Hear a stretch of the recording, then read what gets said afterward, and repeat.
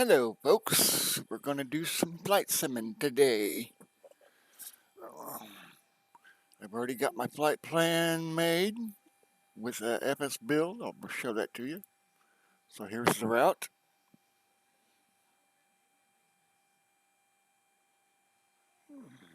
And it exports it to Pmdg, FS Navigator. Oh, we want to have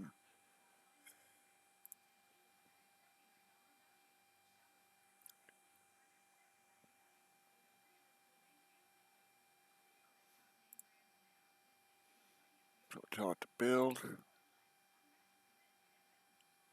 Alright, now we got to program the flight management computer.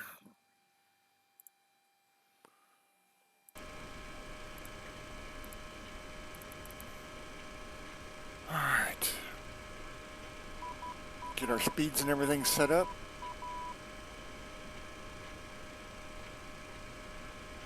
$250 below 10,000 feet.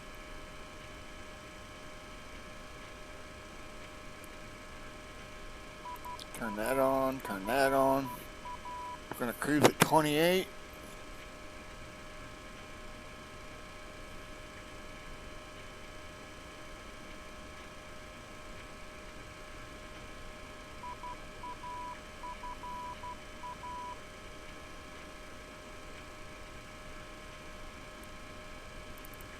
And let's go ahead and run real weather. So we'll just launch that and wait for it to download the weather.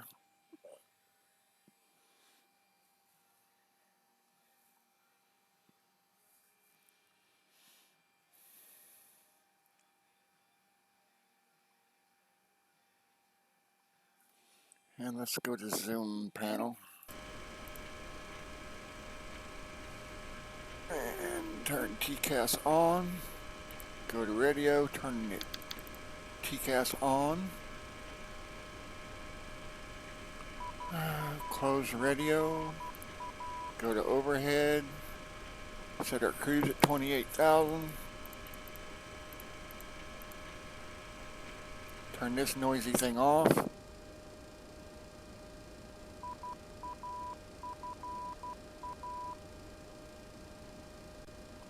All the lights are on.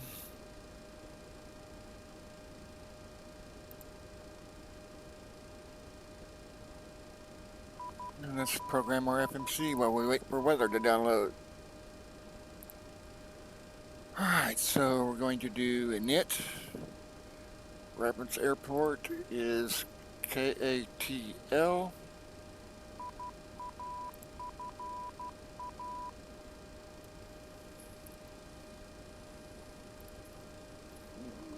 This will auto fill in. Reserves is 10. Cost is 90.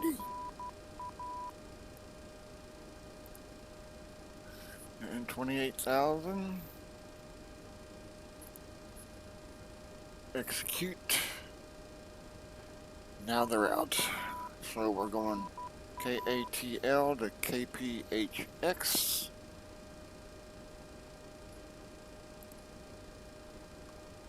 Activate. Execute.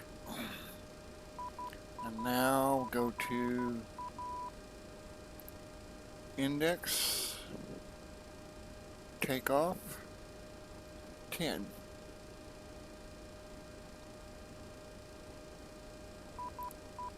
And push these to set our flap schedule. And we are good. And set our flaps to 10. Should be 4 clicks of the button. See flaps going to 10.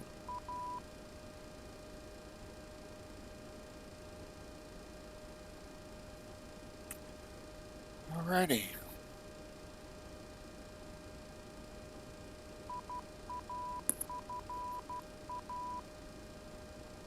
Set our heading to match our FMC.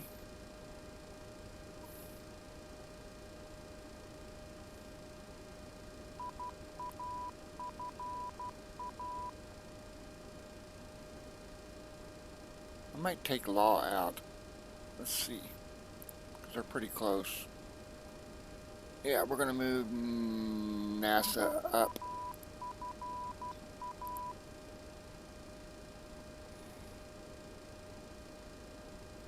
There,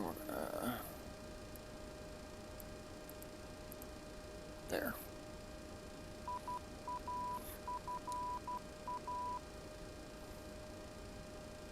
Check our altimeter. See it move. So evidently the weather's done downloading because it's quit raining.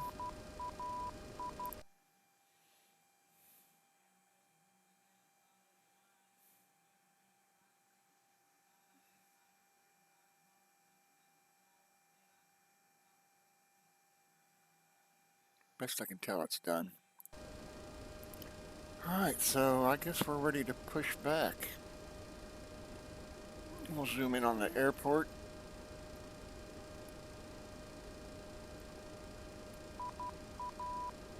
So we're going to push back and taxi down to here. Undock this. Move it over here. Make it smaller.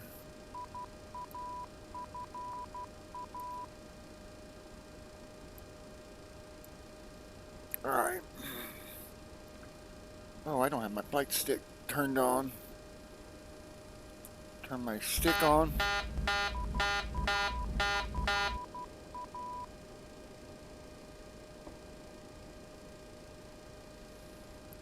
It did that because my throttle was slightly up.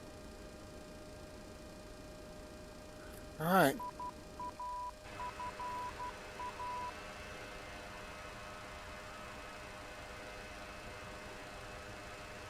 I guess we're going to push back. Release the brake.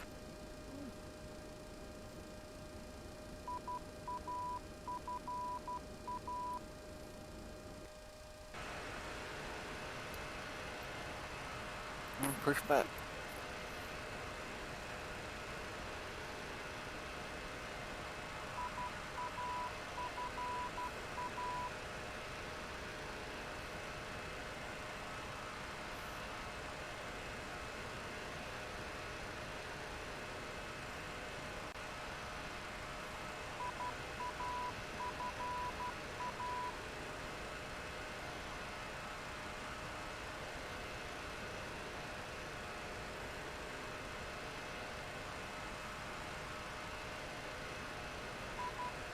That's far enough. Alright guys, I got a coffee in my way. I don't want to knock it over. I moved my wallet, I can't see it on this black desk. Alright, so check yoke. Make sure we got surfaces. We are good. Let's taxi.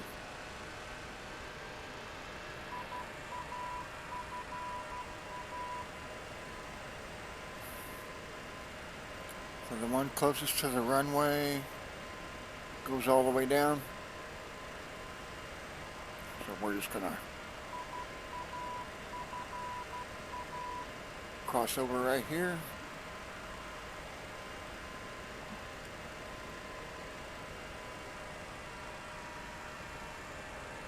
And guys, I would normally log these to the web page, but I'm not today because I'm a little rusty.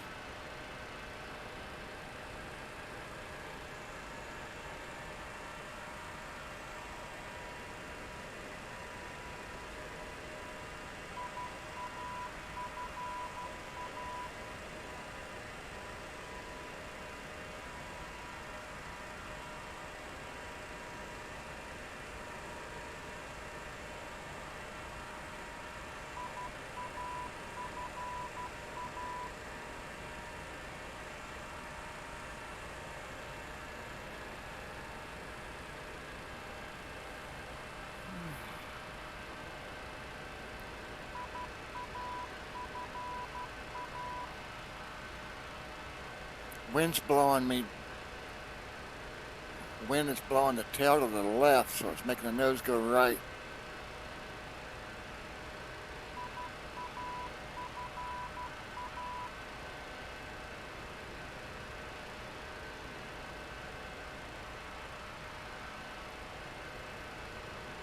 .232 at 13.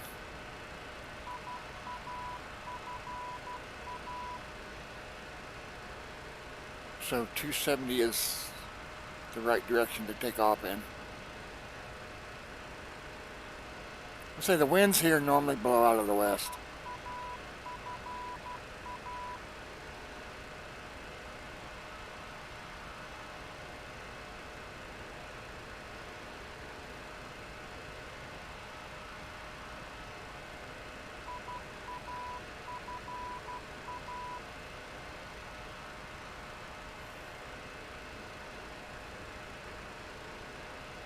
What we'll do, we'll fly runway heading till we get gear up, and then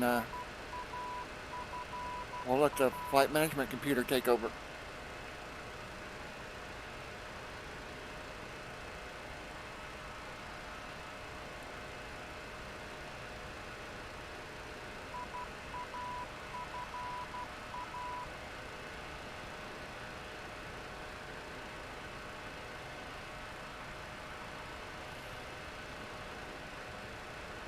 I'm the only person on the server right now, so there shouldn't be any other traffic, but we'll check to make sure. Actually, I don't even think I'm connected to the server. Hold on a minute. So, world options. Where's it at? It's under flights. Multiplayer, connect. And this pilot name will get kicked. So we have to set an unknown as Fun1. And we'll connect. And then we'll go here and we'll connect.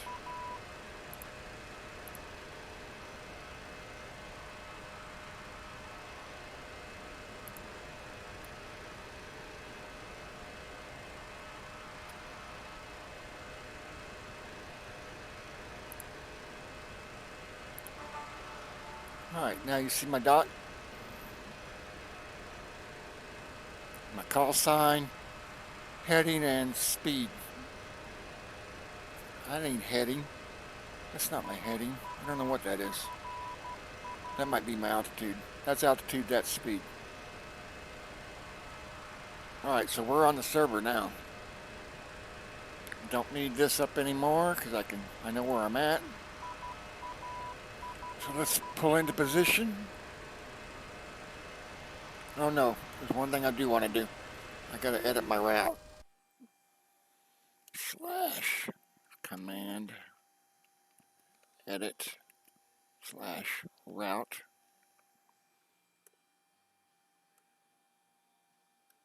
We are Katl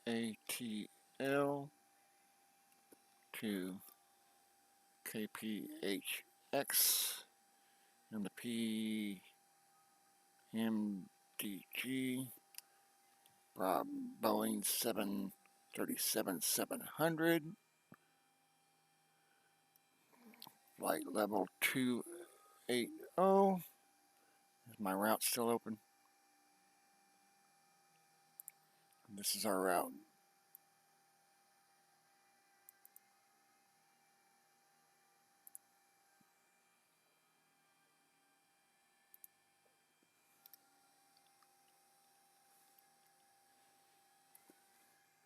I should put planned route because it may change.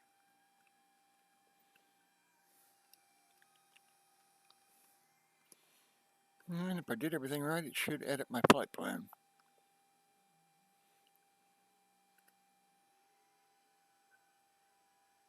Alright, so here we go.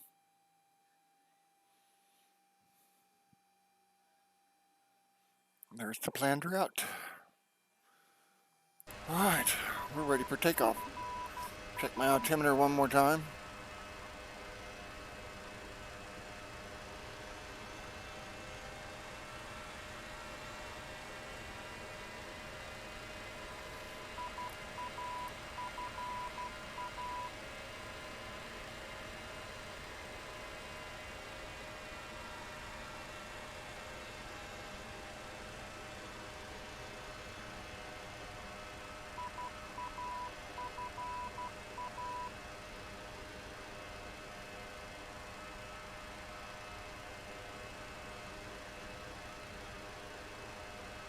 Alright guys, we're on the numbers.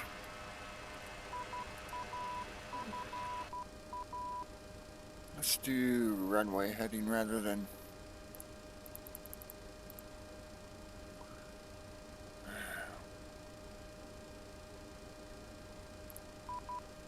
Alright, here goes.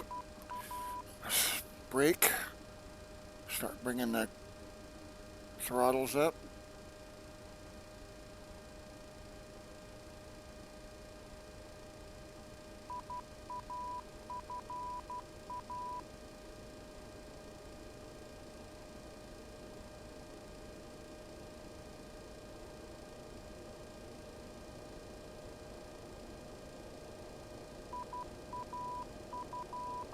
Alright, here we go.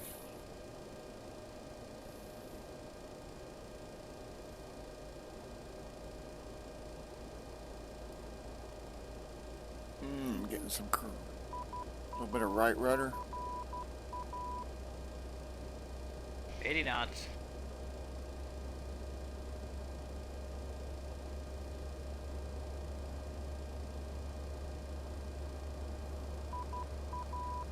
V1.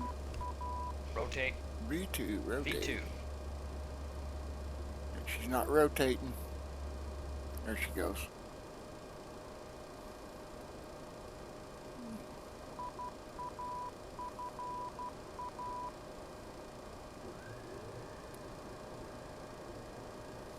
Alright, let's go autopilot, runway heading, and we'll do BS-15. And flaps in.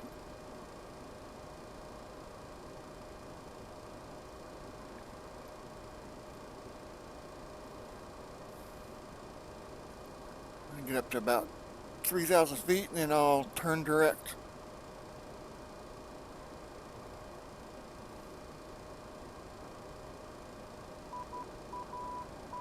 We just crossed the outer marker. I'm going to go ahead and go direct. So we'll let the FMC have it now. Alright. Plane's flying itself, y'all. Gears up.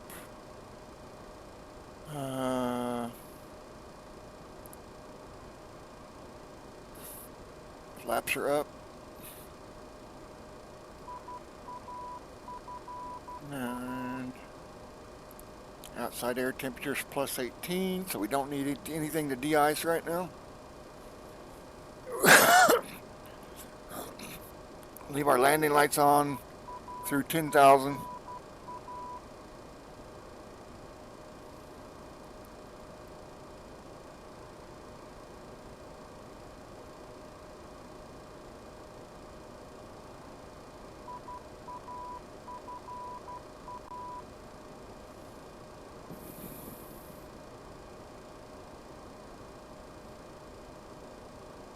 I can turn that dot dash off if I can remember how. One of these turns it off. It's not on though. So I don't know why I'm hearing it. Oh yeah, I am right here.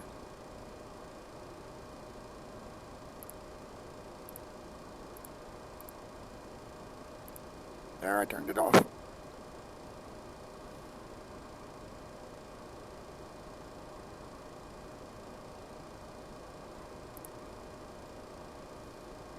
Alright, let's go left, minus, right, minus, center, minus.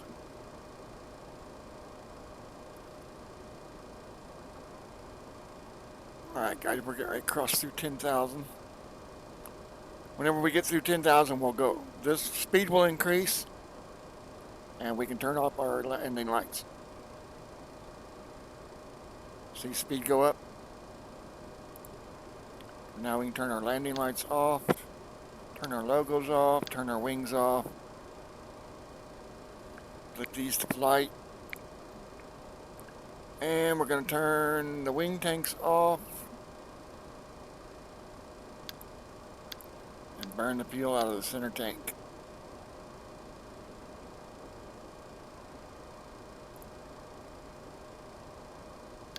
So now we'll only burn out of here.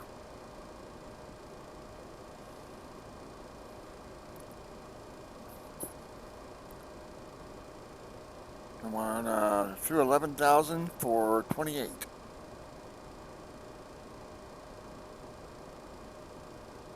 And we are flying on server, but we are the only one on right now.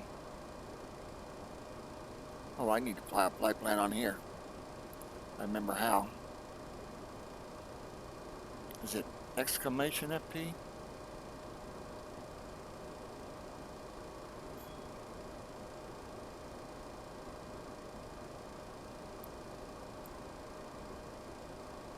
Yeah, it's question mark FP. Question mark FP. Going KATL to KPHX. Bravo 737. Flight level 280. And we'll do route. And then we hit enter.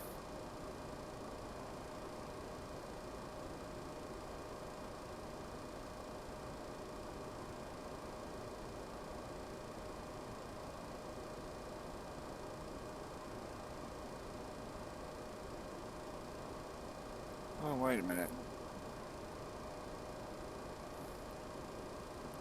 Let's highlight. I don't think that's right.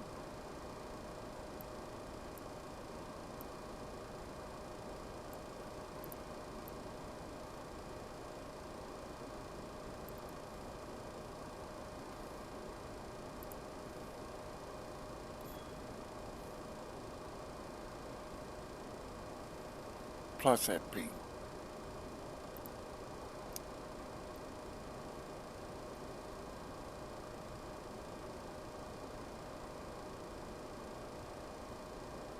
Now middle pilot.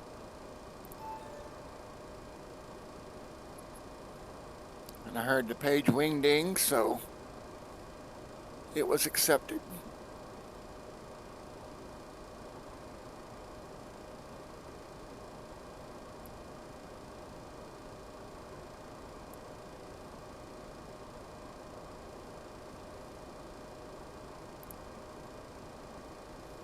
We're almost to top of climb. Now the FMC, if we start losing speed, the FMC will level off till speed gets to a certain level, and then it'll start climbing again. So it will auto step climb based on speed.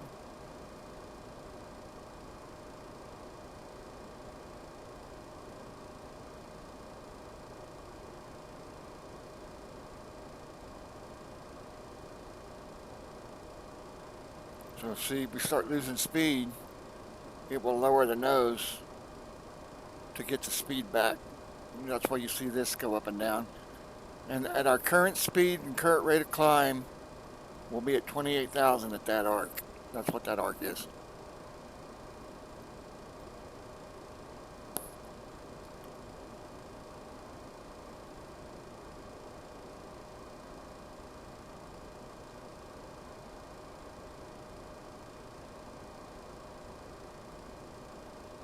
Got a 28 knot headwind. See, winds are 250 at 28.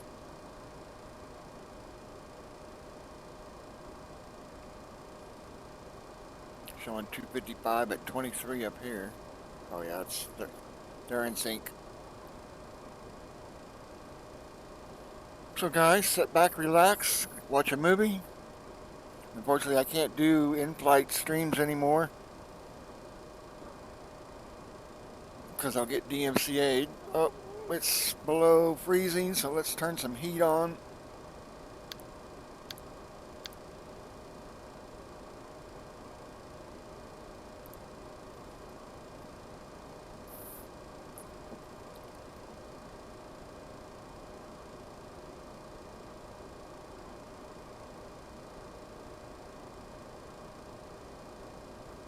I already turned my landing lights off, didn't I? Yeah, I did.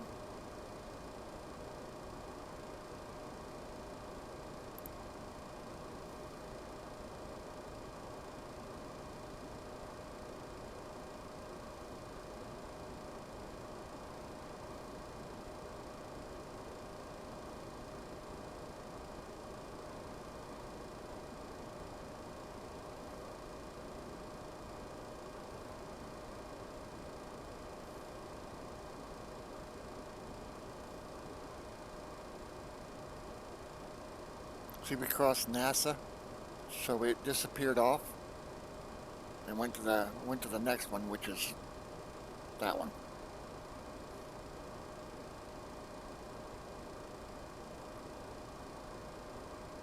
So we're about 800 miles out.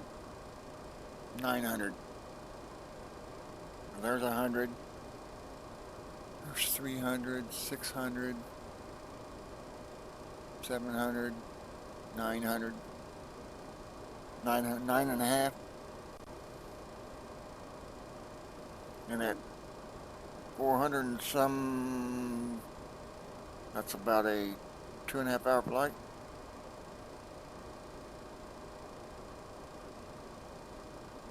Because our airspeed is 441. Ground speed's 437. So 400 miles in an hour. So yeah, it's about a 2.5 hour flight.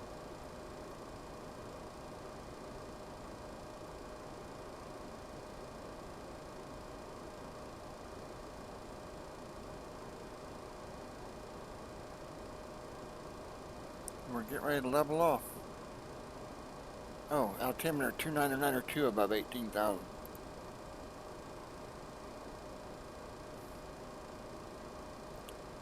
So I got my altimeter set.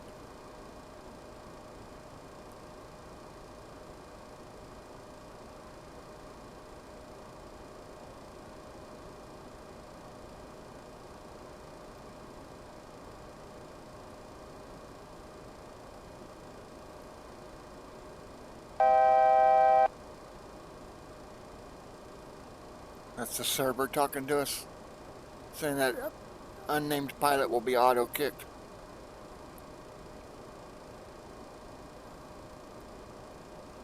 Because when you first connect, when you go in here, and you click multiplayer, and then click connect, not disconnect, connect, there's the default pilot name is unnamed pilot, and then the server will kick that if you don't change it. It prefers like a call sign or a short first name or nickname, Reaper, Top Gun. Alright guys, we're leveling off at 28.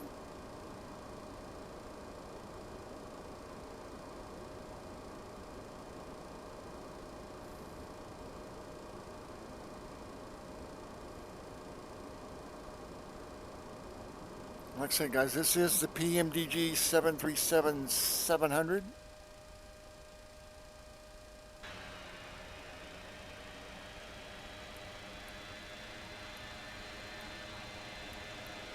It is payware. It is so worth it.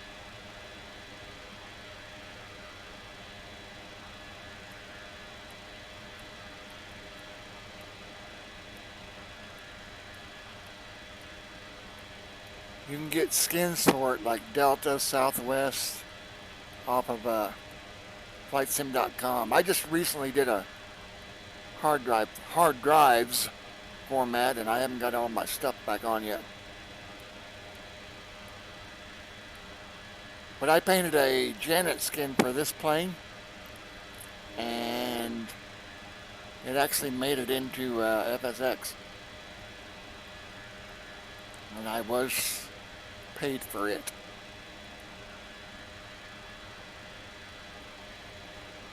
Microsoft tried to deny that it was my texture, and I proved to a lawyer, or pointed to a lawyer and told him, hey, here's my watermark, sue him. And I won.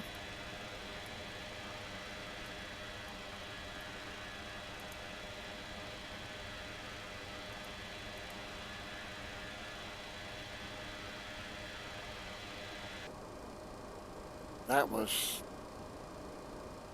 damn, that's been 15 years ago.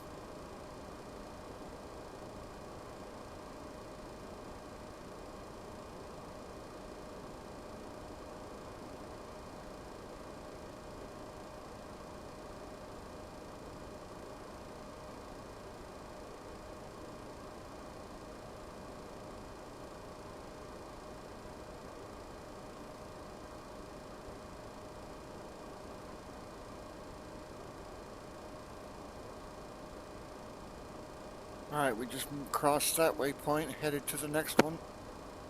So guys, the computer's got control, the flight management computer, which is the FMC right here. It's got control of it, so I'm going to step out of the cockpit for a minute and go make some coffee. We'll be right back. Sorry for the headset noise.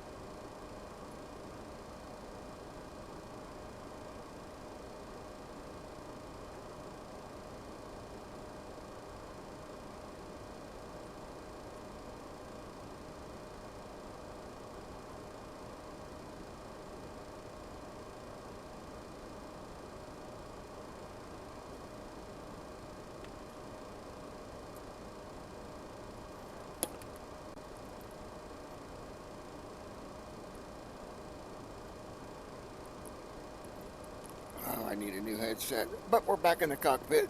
I see the plane didn't crash on me.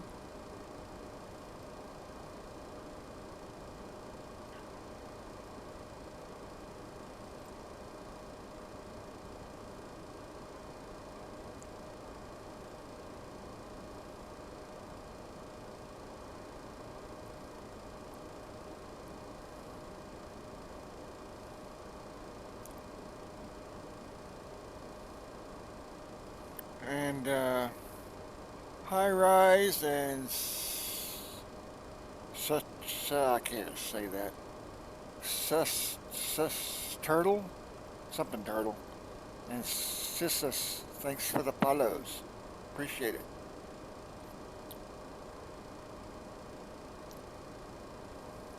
Guys, if you're not streaming live, play a rerun because they do work. I got 3 subscribers from the last rerun I ran. Or not subscribers, but 3 followers.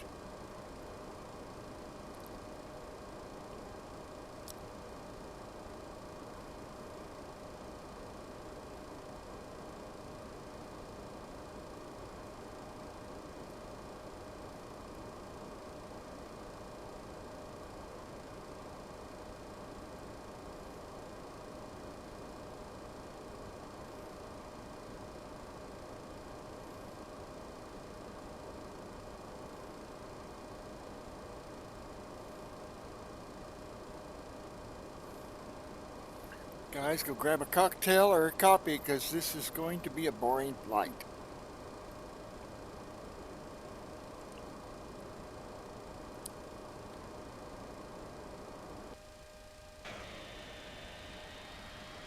Cold enough for contrails, though.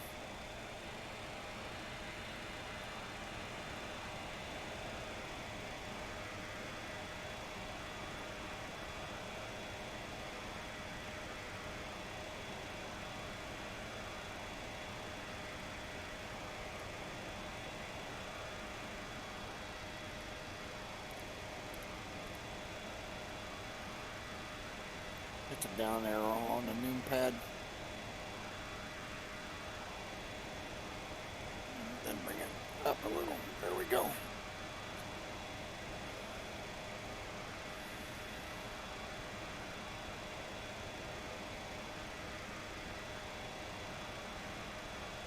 You know what? Let's go into the FMC. And we're going to change our cruise speed. Set at 315. Can we go to 330? No, we can go to 320.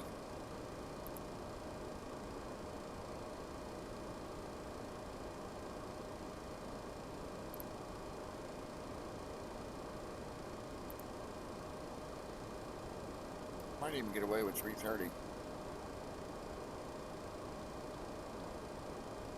It won't let me go above my candy cane.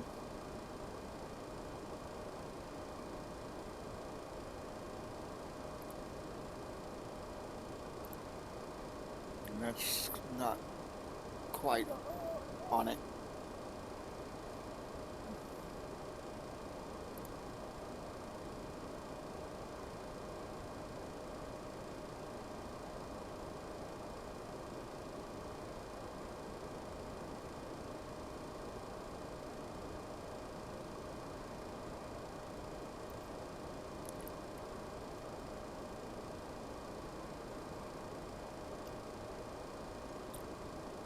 I didn't do the fuel planner, so I don't know how much fuel we're actually going to burn.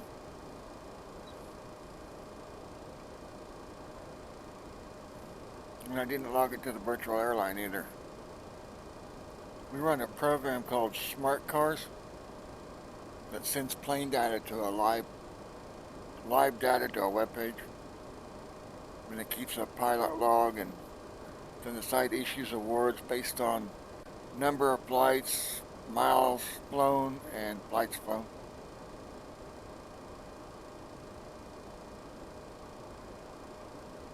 So number, miles,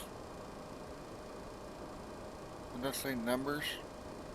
Numbers flown, or number of flights flown, miles flown, and hours flown.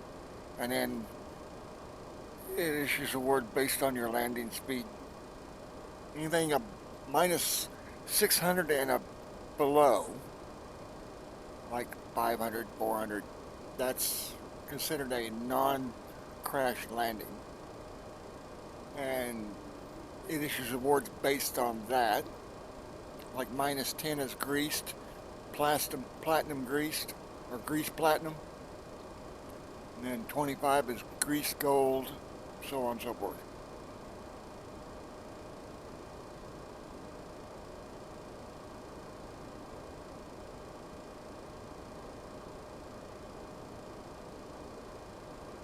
That's written in PHP and auto, and its database. All the logs are stored in a database.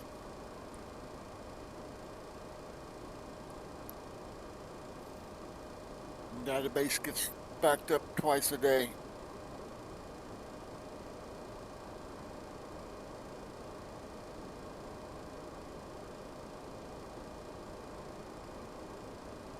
I think we've got 43 pilots right now.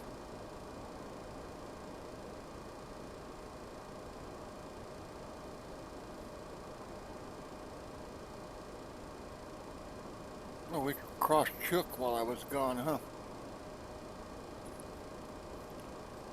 That's the server auto-announcing unnamed pilots will be rejected.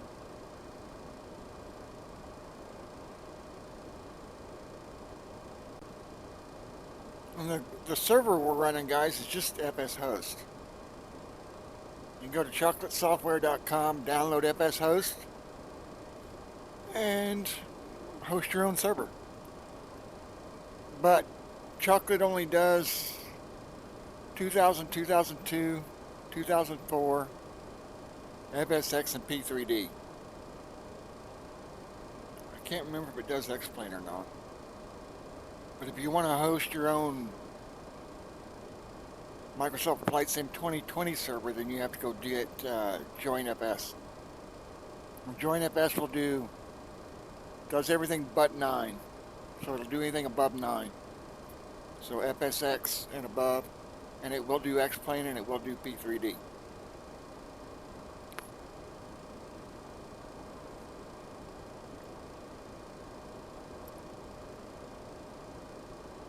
So here is, show it to you.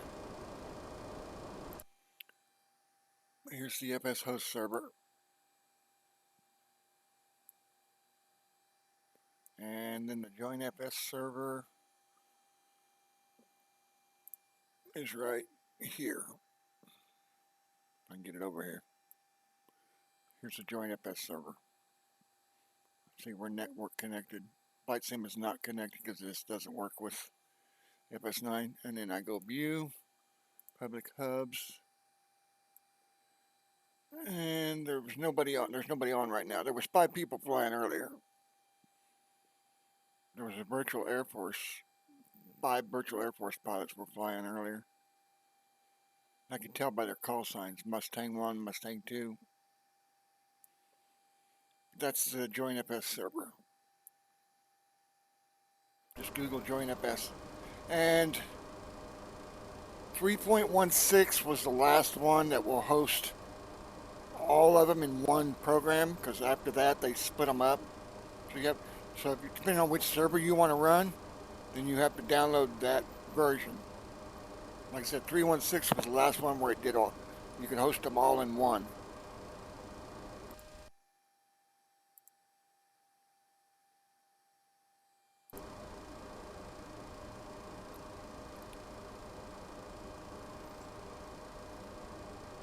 Oh, okay, man.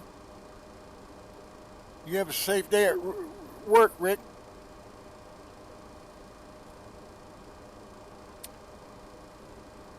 I'm retired military. I don't work anymore.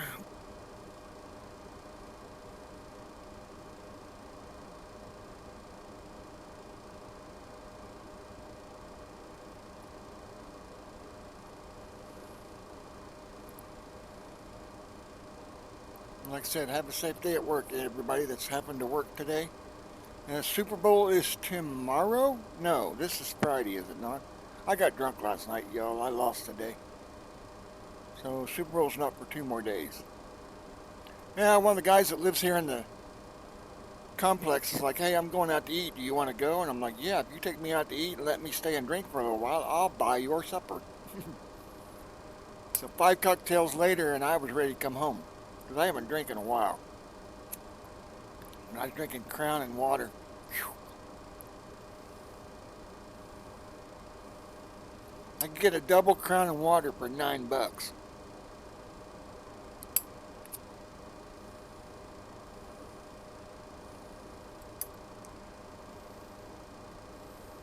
Checks in the mail, right, Crown?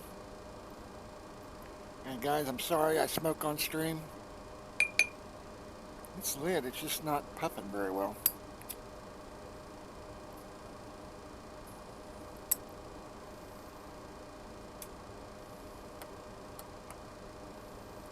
Didn't realize my lamp wasn't on, so I imagine that camera's pretty dark, eh?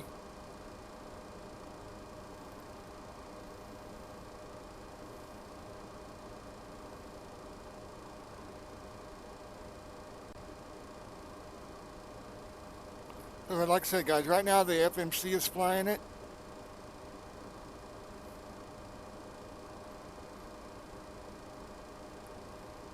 I'm going to uncheck this so it doesn't take keyboard input. See, that was keyboard input right there.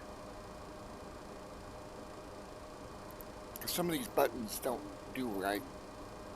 These zeros putting in an 8. They fixed that in a patch, and I don't have the patch installed.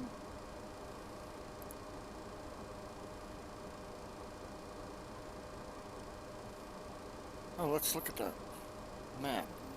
Something's burning in my ashtray. I can smell it.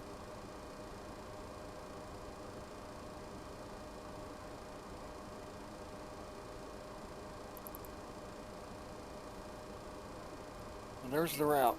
We're landing somewhere in here. Here, let's go full page. Let's go full page. Undock it. No, dock it back. There's the route. There's my info. 28,000 feet. And 320 knots. Or 32,000 feet. 28,000 feet, 320 knots.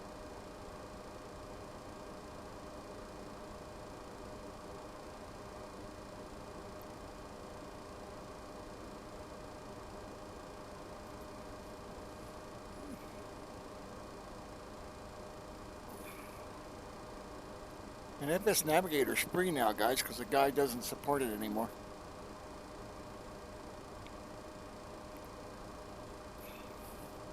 Something's burning in my ashtray. It's unburnt pipe tobacco. Sitting there putting my ashtray out.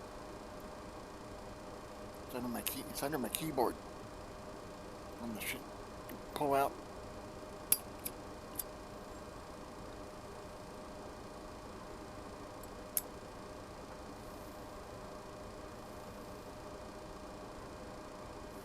I did that one time. I cleaned out my pipe and went to bed, and the ashtray was right underneath my monitor, right here, like right here. There's a little gap about like that, and I had the ashtray up underneath my monitor. I woke up to flames, and it hadn't been burning very long because it didn't melt the monitor, it didn't scorch it. So I woke up just in time. But needless to say, my ashtray's not up there anymore. That'd have been a $300 mistake. Oh, I'll tell you a good one. I had a 60-inch monitor up here, and I went to get up and I tripped, and I fell forward and my head hit it and knocked it off on the floor, and it cracked it diagonally. Yeah. So now I've got two 40, I think these are 42-inch. So now I've got two 42-inch smart TVs as monitors. And I've got a 60-inch up there, but it's too heavy because it's one of the old glass. It's got glass as the actual tube. And it weighs about 150 pounds. And I got it out of the dumpster. I live in an apartment complex. And I got it out of the dumpster and I brought it in here and plugged it in. The power thing didn't work. So I just wired it direct. I never shut it off. So, and I've had it 5 years now.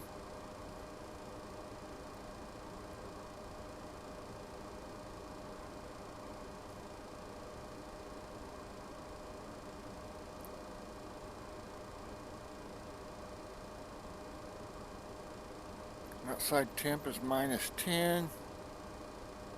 All the instruments look good. I just got to keep an eye on my fuel gauge. When this gets down to about 100, I'll switch to the wings.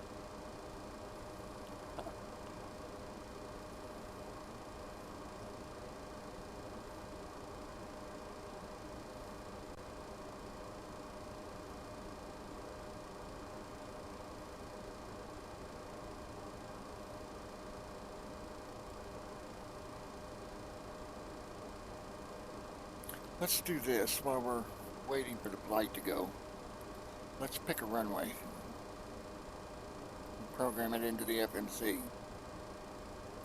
So we're coming in from the east. So let's land on 25 right. So we'll drag that into the flight plan. See, now it puts the approach cone in. And we're going to take that out.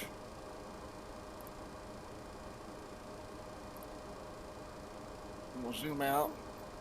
That's a back course though. Is this a back course? Just double click that, it'll center it back on the... So see, that's a back course. See how that points out? So let's try, see what 2.5 is. That 2.6? Yeah, that's 2.6. So 2.6 is an ILS. And it's not a back course, so we'll take that one, put it in, we'll uncheck these so I can see all the, so we're going to drag that one in, and we're going to drag that one in. Alright. And then we're going to drag, let's do this. And we're going to drag that one in.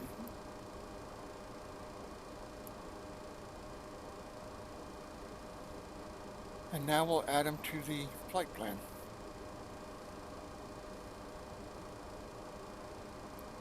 So we're going to undock this.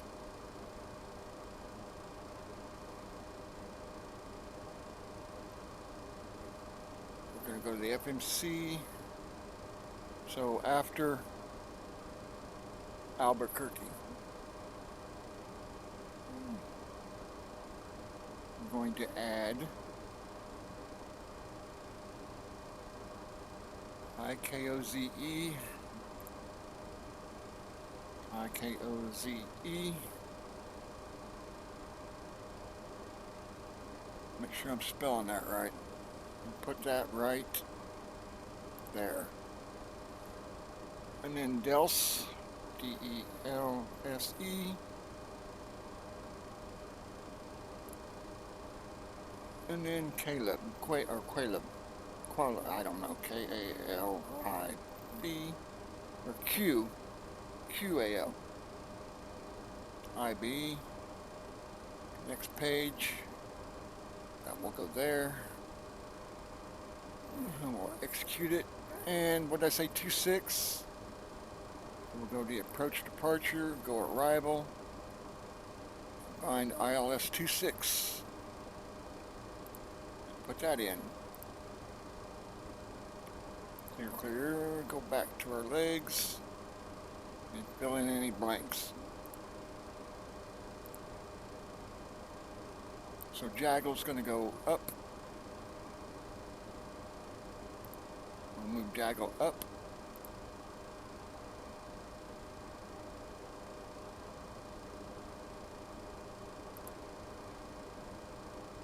did you not move up? It's not moving up.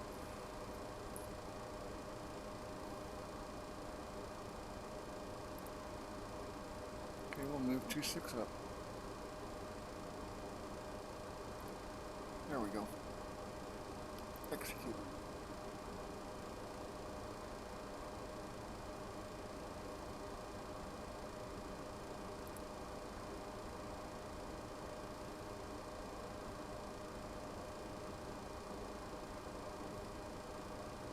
Alright, it's in the FMC, y'all. So now this route's in the FMC. And now we can check this back to clean it up. Oh, wait a minute. Oh, I didn't add it in here, did I? I missed something. What did I miss?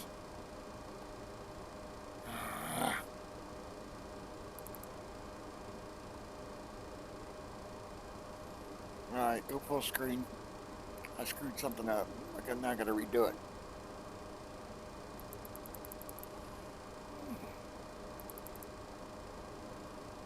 Alright, so there's Jaggle and Prune. Put Jaggle in there.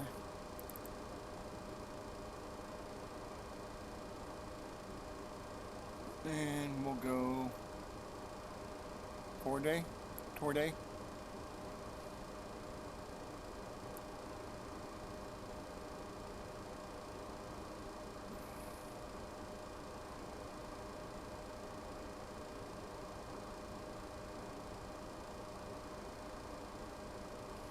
Now I gotta redo it.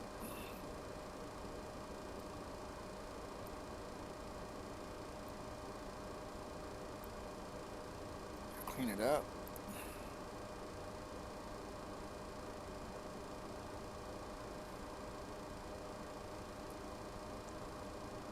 So TODRE.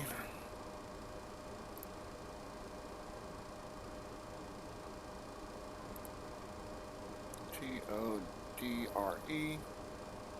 We'll go here. Nope.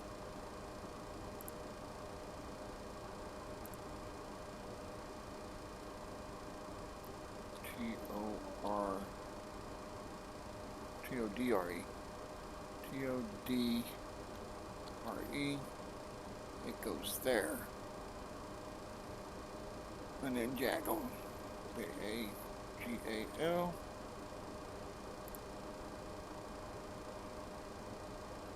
Quarter Jaggle and ICOs. Move that up. Execute. Alright, flight plan set. And for Torde is our approach. So we're going to set this to 180 at 4,000. What's the runway altitude?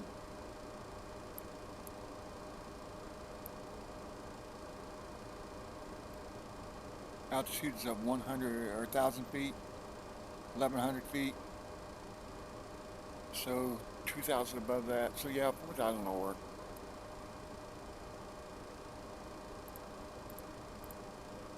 One, two, three. Oops, gotta use this 0, not the keypad 0. And click it. Execute it.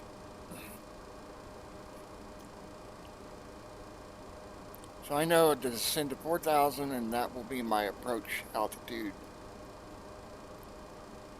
3,000 above runway altitude. And then I gotta go into my overhead and set the landing altitude to 1,100. This is for cabin pressure purposes. It does in increments of 50, I believe, yeah. So 1,100 is closest.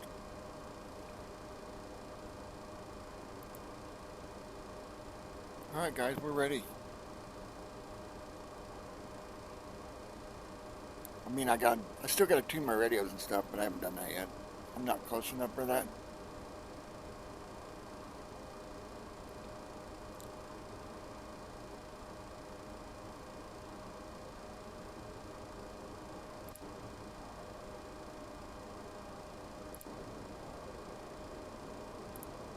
if I were, I would go init. There's the runway frequency and course. So we go to radio. Set nav 1 to 111.75. Flip it. And then 111. ILS glide slope uses 2 radios. So you have to set them both.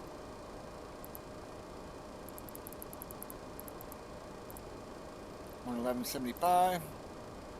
And then once I set the radios, then I set my course. That way I know at a glance that if my course is set, I've set my radios.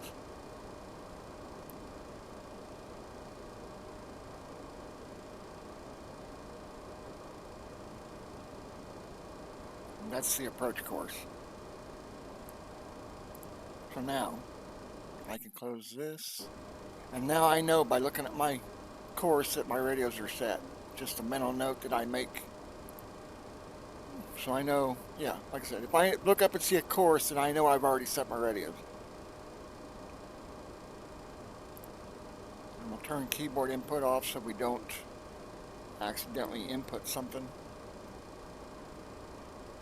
I mean, it doesn't, you have to click execute or it'll accidentally put it in. You can't accidentally put it in. But I have done that before. But if this is checked, your keyboard commands don't work. See, if I push S to change, it doesn't work. To change views. So now I click this and click S. Dun dun dun. Guys want to see what the weather's doing in Atlanta? Let's do this. We want report. Lock to uncheck it, and we'll go KP. I said Atlanta. We're landing in Phoenix. So here's the weather for Phoenix, based on the current METAR. There's the METAR. Here's the decoded METAR. Winds are variable at 5 knots. Visibility is 10 miles. Clouds clear below 20. So we have no ceiling, pretty much. Altimeter is 3001. So we have little or no wind. Cool. Now we'll lock it back so it locks to our closest one. So we really have no weather. We're in Phoenix, y'all. Of course, I didn't think we would.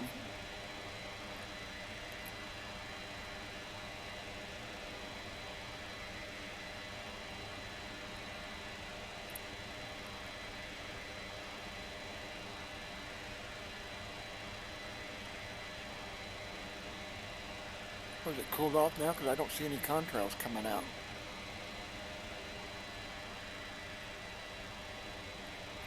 Has it warmed up? Gotta check my outside air temp. I'm not getting any contrails.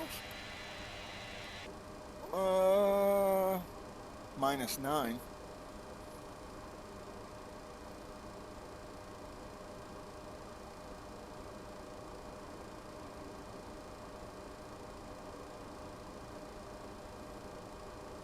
Now guys, I could set my cruise speed to like 400 knots. The FMC will not let you go above the candy cane.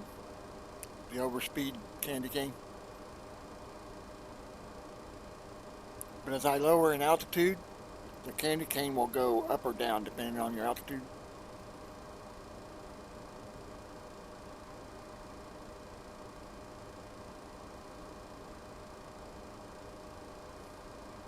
Oh yeah, well, like I said, guys, I have a virtual airline. I'm not logging this as a virtual airline because I haven't flown in a while. But I'll bring it up and let you all see it. Is it in my quick bookmarks? No, it is not. So I gotta type it in manually. But it's fun.flightunlimited.net. So here's the actual virtual airline. And if I was logging it, there would be live data right here. So I can click on this flight, and there's the live data you would have seen as I went along that track. And here's the actual log.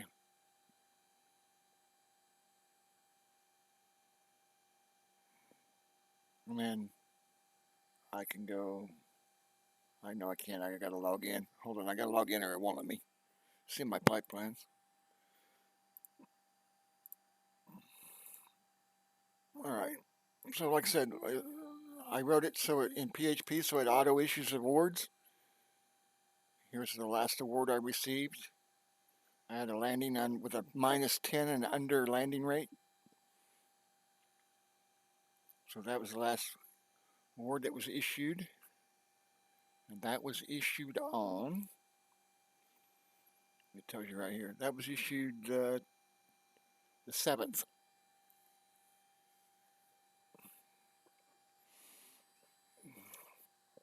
And then you can go here, top pilots, shows you by the month. See, this has been up since 2017, this site's been up. See, I flown 6 flights that month, 12 hours flown. I'm guessing those would have all been probably general aviation. Yeah, 4,000 miles. So they were probably all general aviation flights, like a Cessna 172 or something, like local airport. And I used to do that. I'd log in and do a short flight just to log a flight every month.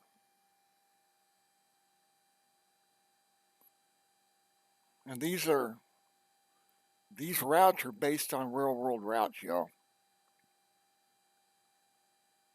And I've got UPS, FedEx, Air Canada, Delta, Southwest, United. Charter flights are flights that we don't actually have a route for. So if you go into the flight schedule and there's not a route, you can create a charter flight. So we got Alaska, Frontier, WestJet. Well, here, let me go flight plans, view schedules. Here's the search engine. So we'll search an airline. We'll do American, and then we'll search for flights. There's all the American routes.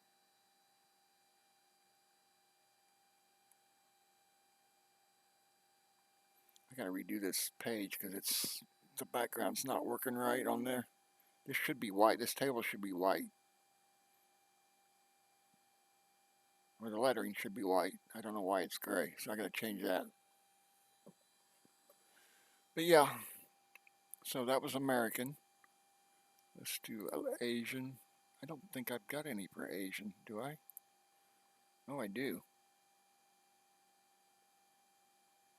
I didn't realize I had those, y'all. See, I surprised myself. Let's try Allegiant. Got one. Well, we do got cargo ops as well. So you can haul different stuff. Rare parts, ATV. You get paid more if you do cargo flights. You get more pilot pay.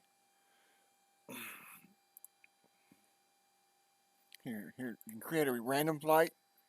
It'll create one from the last place you landed. Click Find Random. And then it'll spit one out. If you don't like it, you hit F5. Resend it, and it'll spit out another one. You just keep doing that till you find one you like. And then you book it.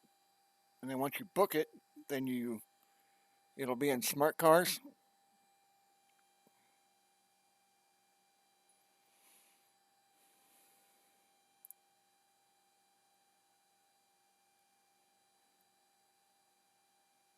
I think this keeps 25 of the last routes that were filed, last PIREPs that were filed. It keeps 25, I believe. And some of these I need to go in and take out because they don't exist anymore.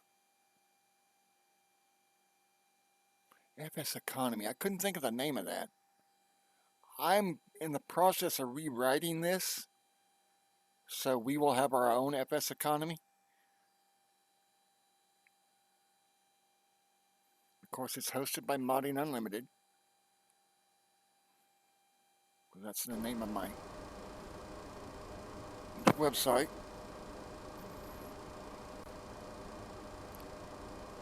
Fund.Flight Unlimited is a subdomain, which I think Modding Unlimited's due this month. I'm gonna have to update it. I think my domain's due.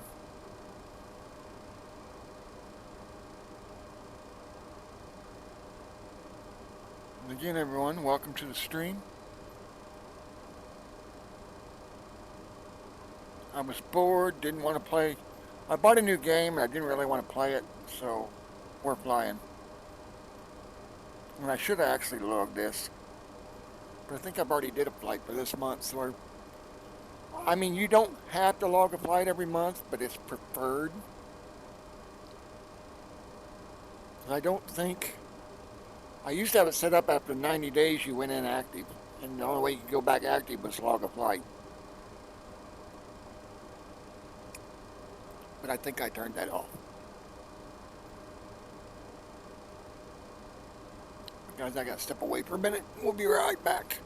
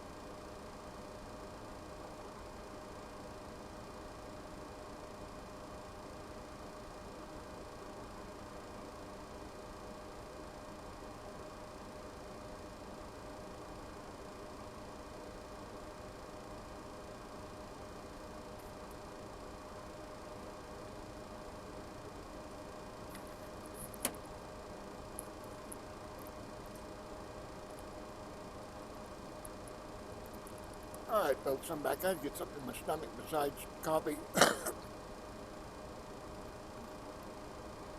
So I ate a handful of Pringles. I know Pringles. Checks in the mail, right? You guys want to hear something funny? I'm a gamer from way back. And I have a tendency to sit here too long before I have to go to the restroom.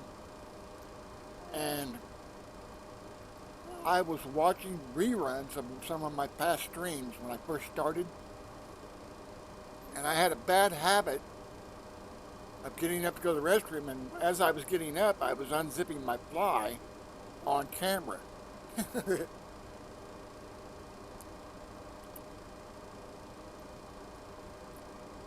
Thank God I caught it before Twitch did.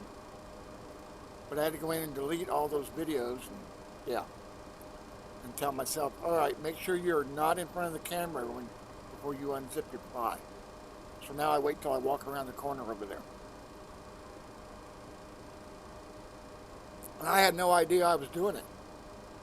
I'd just been sitting here for so long, like I said, before I started streaming, that when I got up to go to the restroom, I'd unzip my fly en route.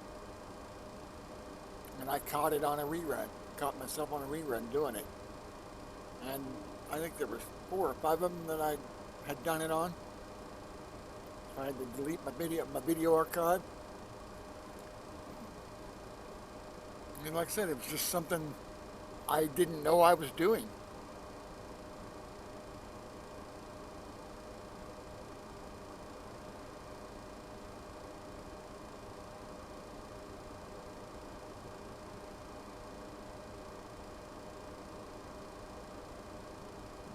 So that's a little fun fact. And again, everybody, thanks for the subs, thanks for the follows, even the follows on my reruns, because we appreciate it. I don't stream as much as I used to because as I'm getting older, my disability's getting worse. I can't sit in this chair very long because my legs swell up due to the burn scars. I got 4th-degree burns, over 60%, from the sternum down, and then both hands. See, they were going to amputate these 3 fingers.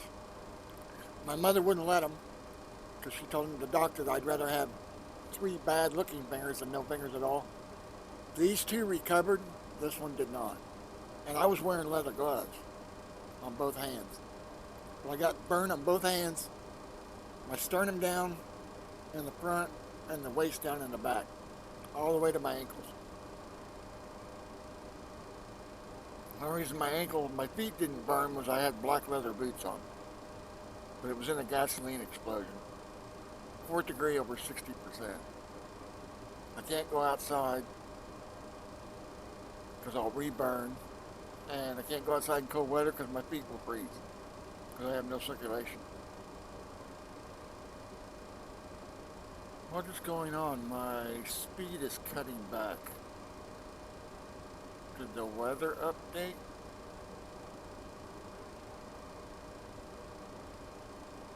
Because I was at 90%, now I'm at 87.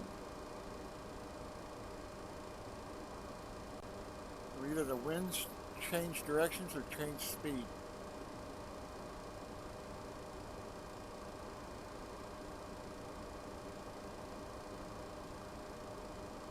Now the FMC is bringing it back. Tell you what, I feel better already. I just ate, like I said, I ate a handful of Pringles and my stomach already feels better. Of course, I am on a hangover. Don't drink 5 Crown and Water doubles. Double Crown and Waters if you haven't drank for 2 years.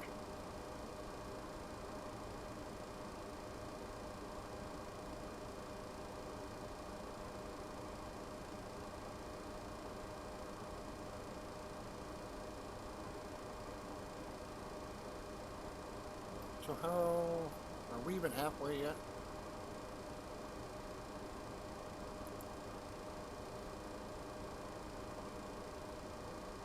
We are not quite halfway yet.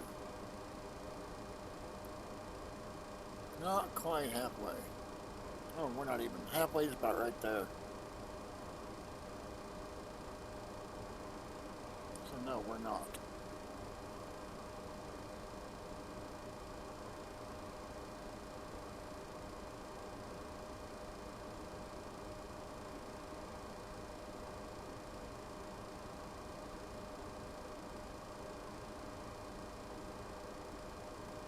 kind of wishing I'd have logged this now.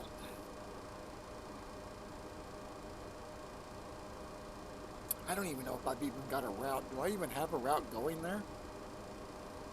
Let's do a search.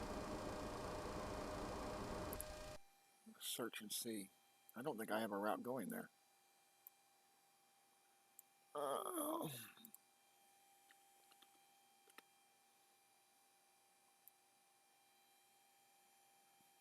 So we'll go. Damn it. Damn it, Jim. I tell it to remember me, and it's not remembering my login. Okay. So go flight plans, schedule, and departure airfield. Hit K, and it should scroll to the bottom. KATL, where you at? There. And then click arrival, hit K. Bottom, KPHX.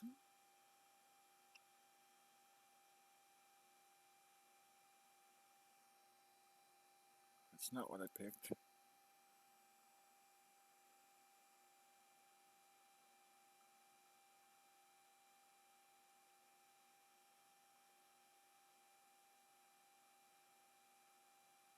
I don't have one going to Phoenix.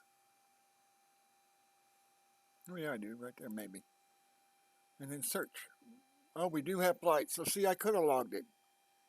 We got Delta flights, got American Airline flights. So yeah, I could have logged this flight. Damn it, Jim. So I could have logged it.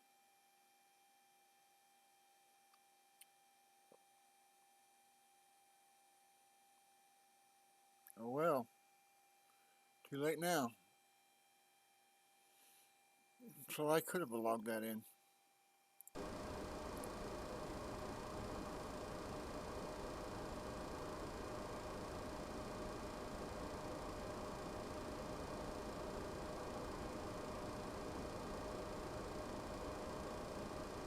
Oh, that's no one else that's going to check the TO. The server, the FS host server info is on that web page as well, under the multiplayer tab. Log back in, see if it saved my stuff.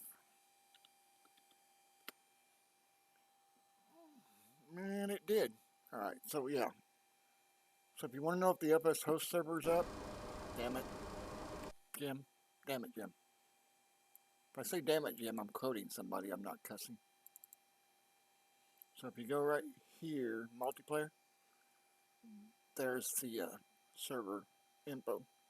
So fun one is the pilot. Here's my flight plan. And this is the GPS. That's the moving map.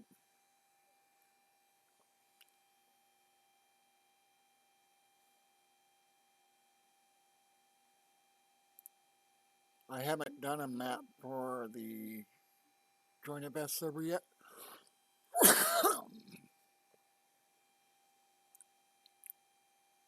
Because I couldn't remember my Google API key.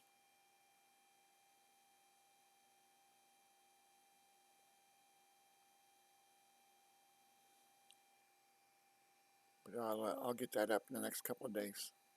So there'll be a live map for both servers. This map only works with smart cars running. Smart cars. It's a globe. There it is. Like I said, when you go to the site, you go to flight planning, you bid on a flight, then it shows up in your smart cars.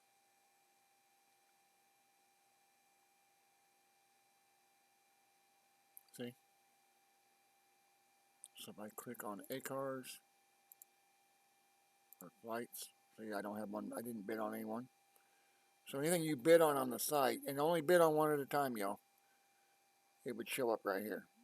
And then I would click on it, click fly, and then it gives you the option to change altitude, change aircraft. I mean, don't fly a Cessna for a jet route, you know what I'm saying? Other than that, I don't care. If you don't want to fly the A320, then fly the 737 or something equivalent. You don't have to fly the plane that actually flew that route, but pick something equivalent.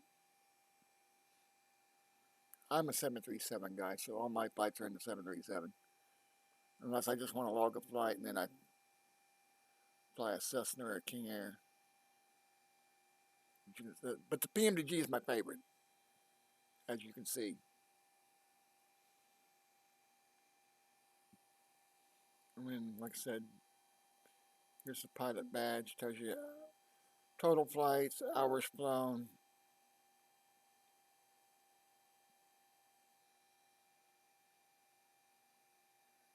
This is my desktop wallpaper. That's actually my brother's plane parked at Oshkosh. Or his old plane. He don't have it anymore. He ended up buying a King Air 350.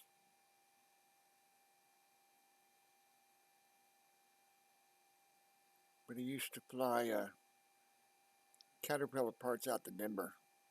And it paid pretty good.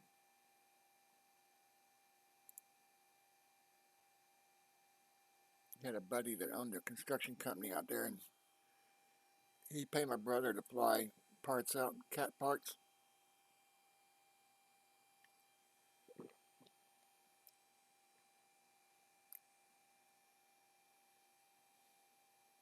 I went with him one time. We spent 3 days in Aspen. I had a blast.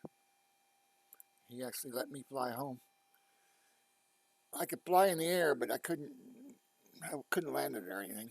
And it was funny because we got close to our area, and he's like, "Do you know where the airport is?" And I reached up and tuned in the ADF for our local airport. And I'm like, "Yeah, it's over that way."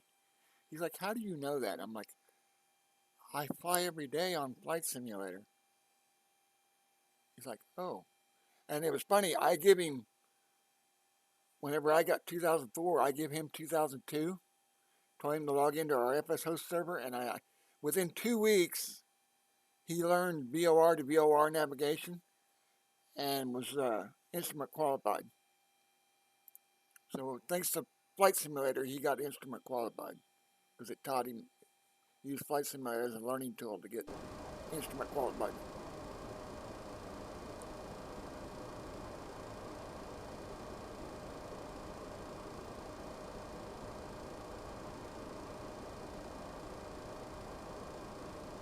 So what are we? 300, 500, 700, about 800 miles out, give or take 100. I'm not rounding up. 3, 5, 7, yeah, 800 and some miles out yet. Now see, if I was streaming this to the web page, it'd tell you what my ETA is and my altitude and all that.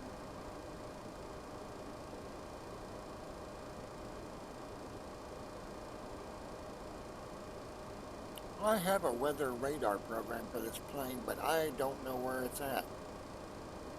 I think it was called Reality XP, but it would put weather radar onto this. I don't have my login anymore. I don't even know if Reality XP is even around anymore.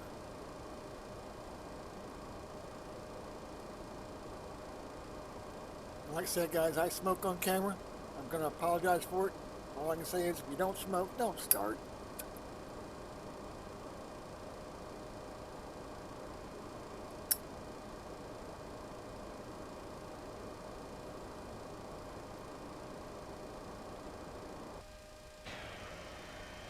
Looks like we got some precip between me and the airport. Let's see.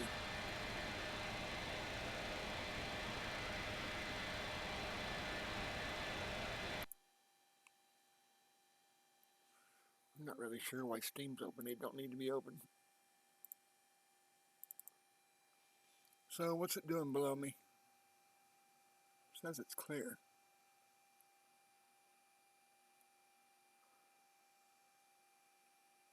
No precip. That sure looks like precip to me, though. Where are we at? Kirboto, Oklahoma. Poteau?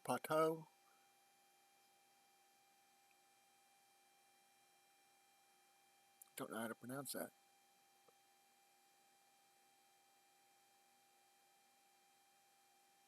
Krkr.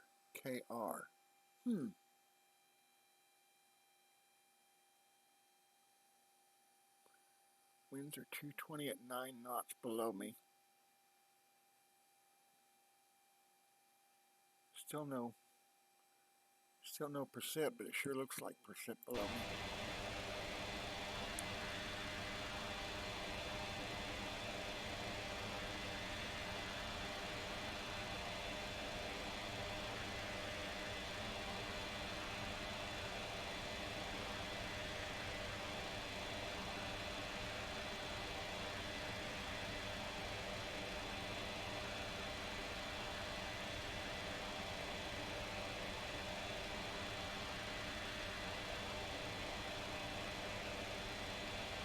Oh, I gotta check my fuel. Where are we at? We're at 6,100.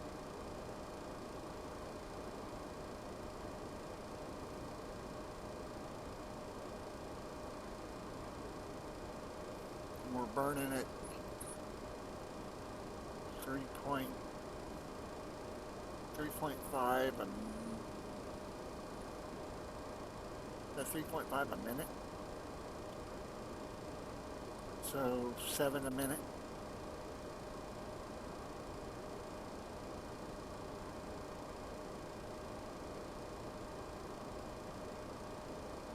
So we're burning 7,000 pounds a minute.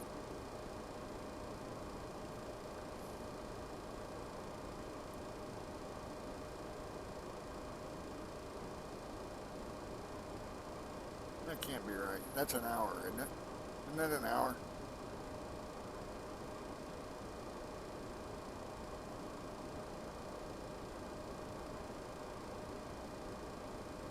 Yeah, it's gotta be an hour.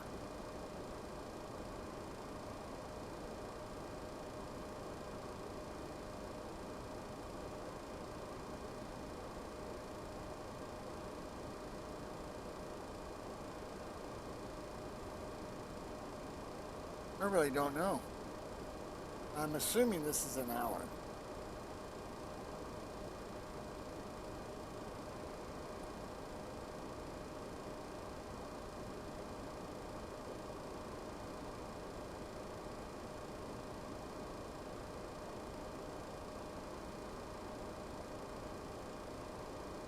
And we set our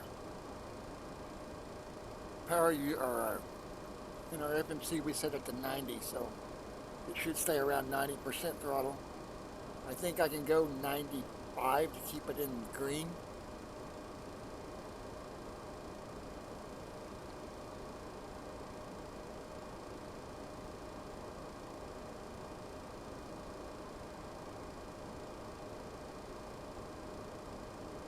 And we're not on the candy cane.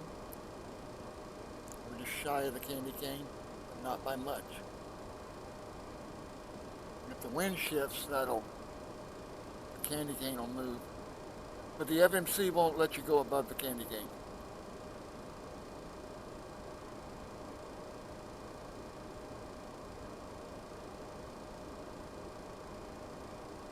Or overspeed.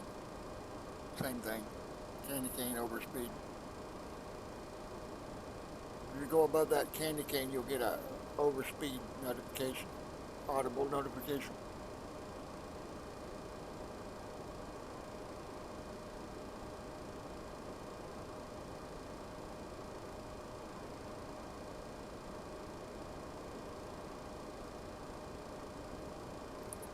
I've got better clouds for this. I need to install it. But I've got Orbix, I just don't have it installed. And it greatly enhances the night textures and the cloud textures. That flicker you just saw was a weather update. It's always done that.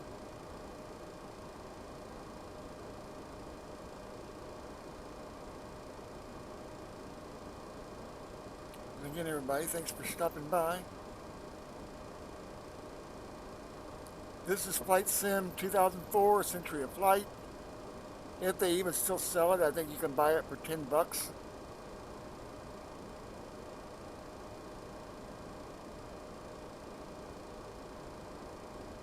And this is the deluxe edition, which gives you some extra aircraft. And I think there's a couple of extra airports that are more detailed, like Denver, Los Angeles, just to name a few, Las Vegas. They're more detailed than the other airports. But I think when I land, I think I'm going to go ahead and put Orbix back in. And then we'll do a night flight. So I'll do a night flight with the Orbix out. And then I'll do a night flight with the Orbix in so you guys can see the difference.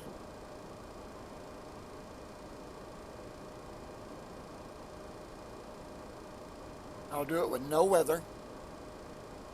Zero weather, clear weather. So that way there's no difference in the haze and stuff. So everything will look the same. You'll see it no weather, no Orbix. Then you'll see it no weather with Orbix. Same route.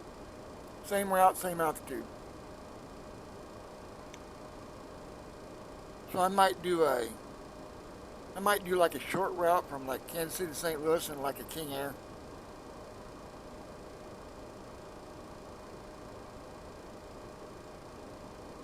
So the next flight I do will be King Air, Kansas City to St. Louis, no weather, no Orbix. And then I'll do another flight, and it'll say in the title, with Orbix. So one will say without Orbix, one will say with Orbix. So you guys can see the difference. I also have Flight 1's Ultimate Terrain, but I don't know. I can't remember how much that changes the lighting, though. And I have the Ultimate Terrain for US and Canada. If I can find my files, my install files. I think they're on my other hard drive. Or I might have put them on a flash stick. I can't remember. I hope I did, because I formatted everything the other day. I formatted everything but one hard drive, and the hard drive's got all my mods and stuff on it.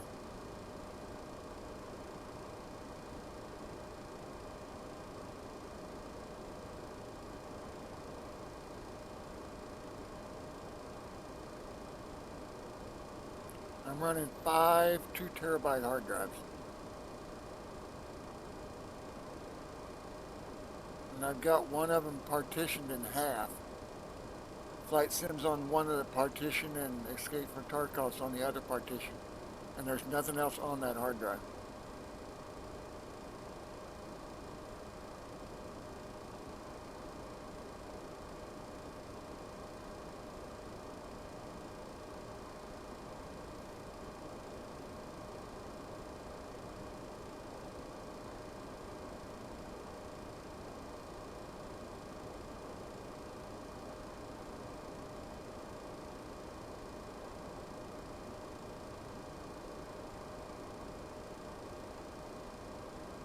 Weather shifted its head on at 41 knots right now. See, here's your winds. We're bucking a headwind, 41 knot headwind right now.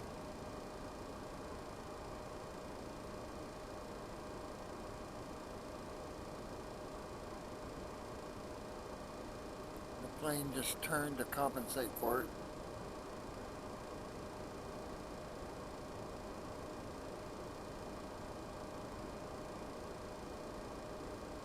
So, bring up this, you'll see how much we're crabbing to maintain heading.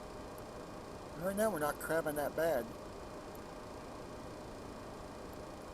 We're crabbing a little bit right of center though.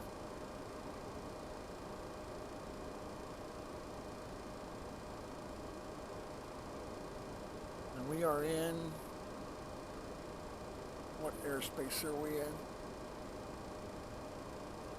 Dallas-Fort Worth. So we're in Dallas-Fort Worth airspace. That's Kansas City airspace. This is Phoenix airspace.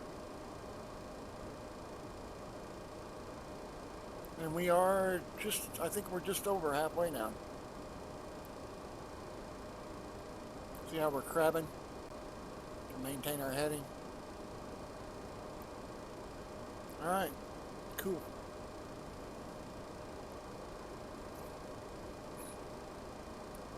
That's the server announcing that unnamed pilots will be auto-kicked.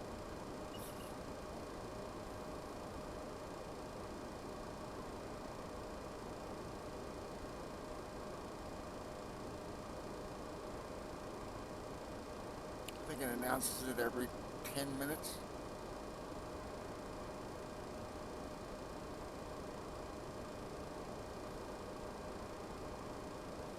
Time of day is it getting to be? I was looking at the TV to see what was on, but it's a commercial.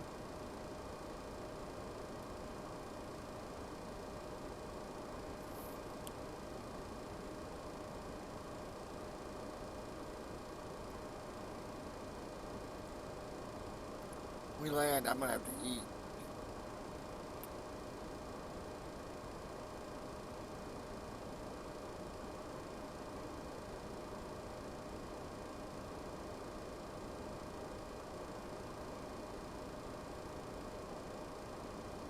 That reminds me, because I gotta add something. I can't click off of that though, because it'll screw it up. But I need to add a script, and I don't remember the name of it. I think it's under, is it under Twitch Guru? I think it is under Twitch Guru. There's a shout out script that I want to add to this source, and I can't remember. I think it's Twitch Guru.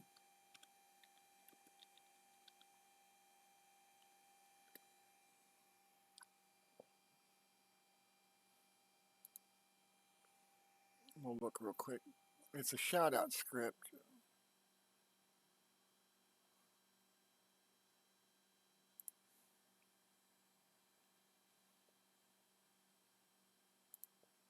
Okay, so it wants my username.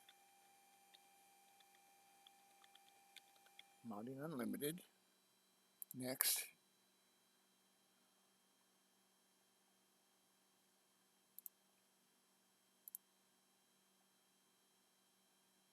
Duration is 10 seconds. Mute it so I don't get DMCA'd. And let's copy this.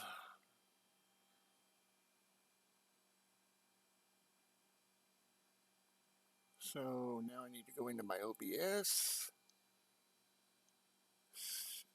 add a source. We want to add a browser source.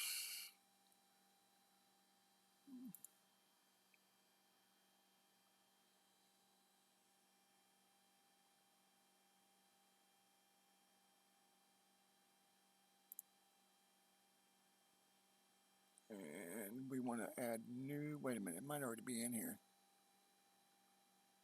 Is there a shout out source anywhere? Yes.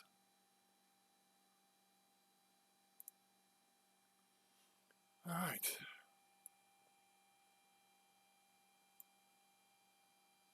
Let's see if it worked. So we'll do a test shout out to Stratus. It's Stratus, Stratus B. And it should play a short video clip, and it should be muted so I don't get DMCA'd in case he's playing music.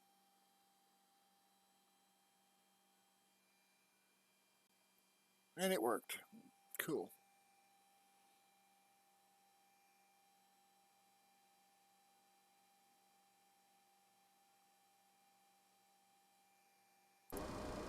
It worked.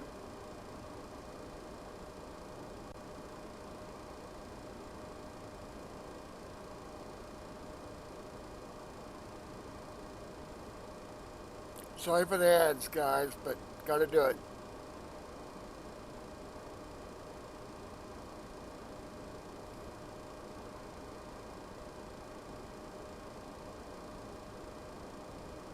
I think if you subscribe, you don't see the ads.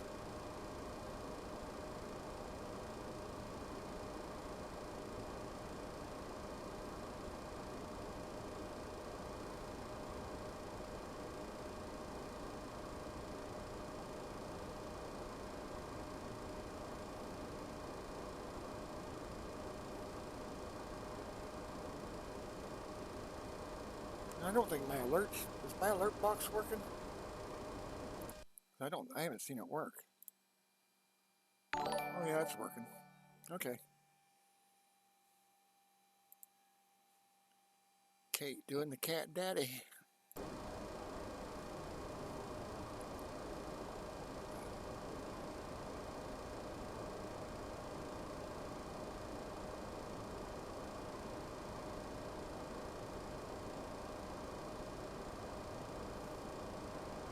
I gotta keep an eye on my, we're down to 4,000 pounds.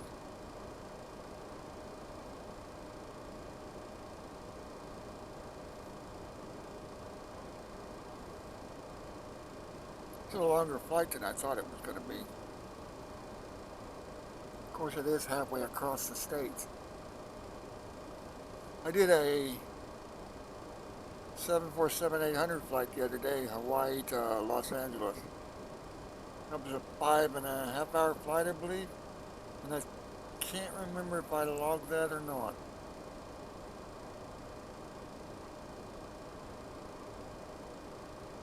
I think my landing rate was too high, so it wouldn't have counted. So it didn't get logged. If your landing rate's minus 601, don't pilot because it'll get denied. That is considered a landing gear failure crash.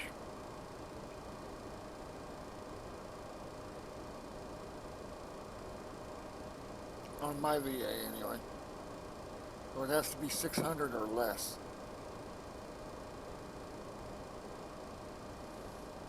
Some VAs, I think it's 700 to 1,000, and they still approve it.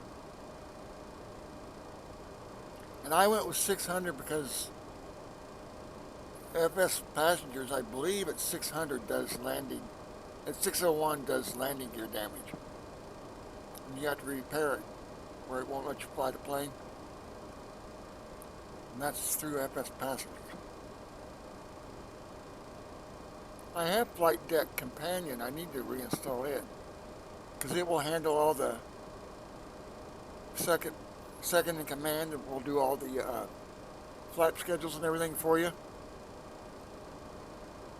So I need to reinstall that.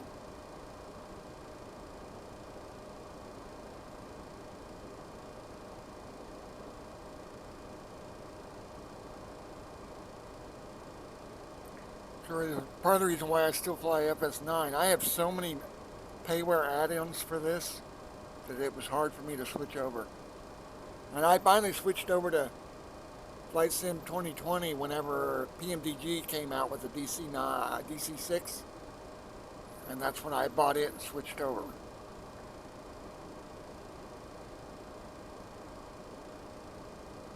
But I still fly this once in a while. FS9 is the most reliable. And that's another reason why it's hard for me to switch over. Permanently switch over. What's up, Smoke?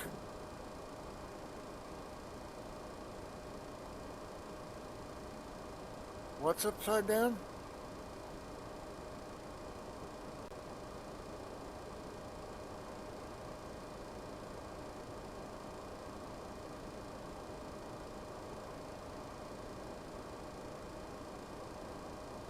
Oh, flipper upside down.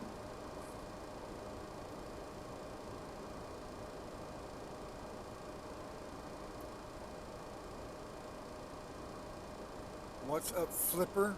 Her upside down? I'm not sure what you're trying to say there, Smoke.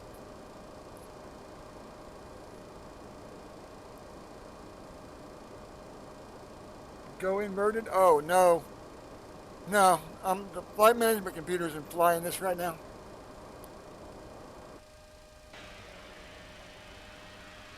I could, though. I'd have to disengage the autopilot. All right, we'll do it. We'll do it. For you, Smoke, I'll do it.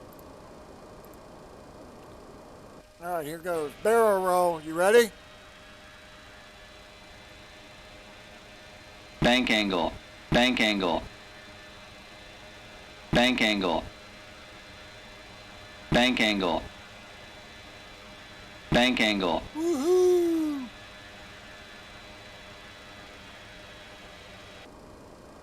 Autopilot back on. Alright, now the flight management computer will take it back over, and there's your barrel roll. You better clip it.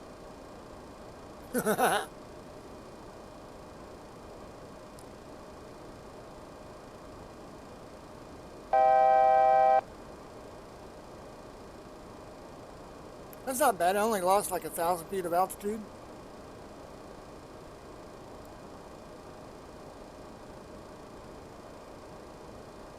So that's a pretty good barrel roll.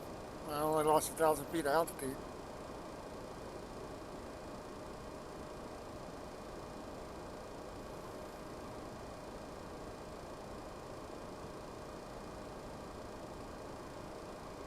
Good thing I ain't running FS passengers, because FS passengers definitely wouldn't have liked that.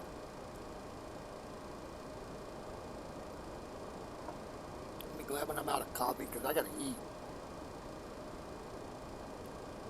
Alright, so the flight management computer is leveling us off. We're back on course. We're still about 400, 500, 660 miles out yet.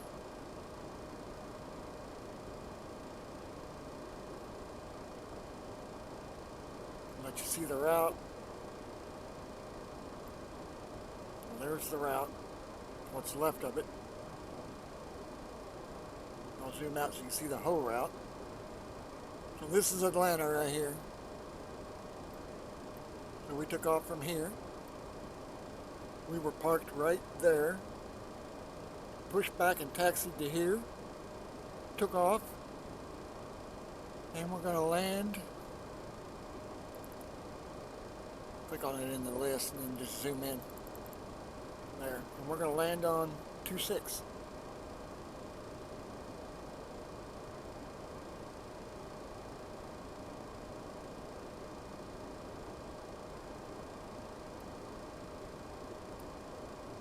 Guys, I used to do in-flight videos, but I can't do it anymore because I'll get DMCA'd.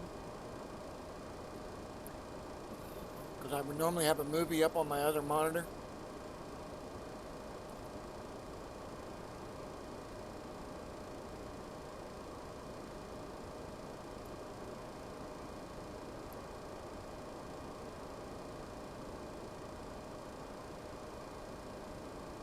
This program's called FS Navigator, and it is now free because the guy doesn't support it anymore.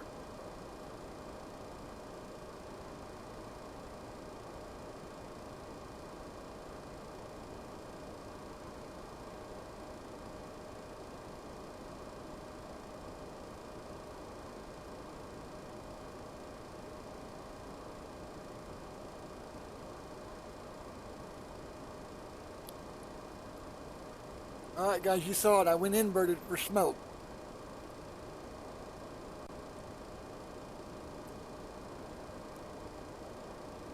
Minus 8 degrees Celsius at 28,000 feet.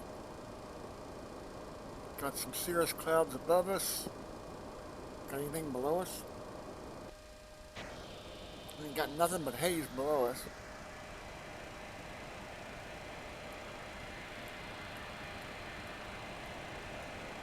This is a payware aircraft. I bought the 600, 700, 800, and 900. I think for like 75 bucks.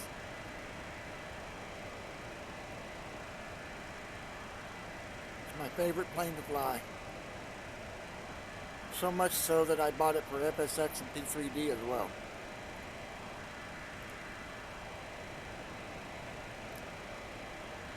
And I bought the DC-6 for Flight Sim 2020 because I don't know if Pmdg is going to do the 737 or not.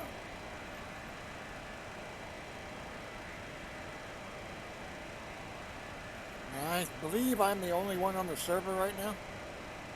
That's the server announcing that unnamed pilots will be auto-kicked. Yeah, I'm the only one on right now. That's the server. That's my map. And that's me.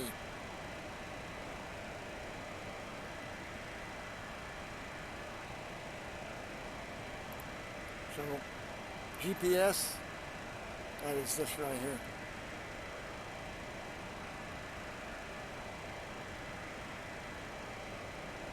Shows my altitude and my speed, ground speed, or indicated airspeed, I mean. I'm at 28,000 feet, 320 knots. So what's Smoke been up to? Trucking, I assume.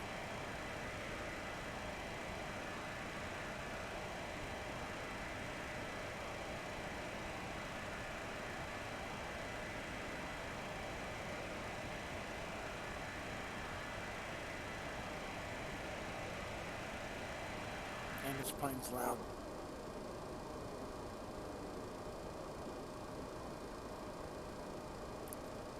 I want to start warming up outside. It's minus 7 Celsius outside air temp.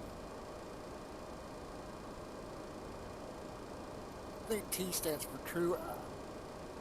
I'm not sure. True air temp, minus 7 Celsius.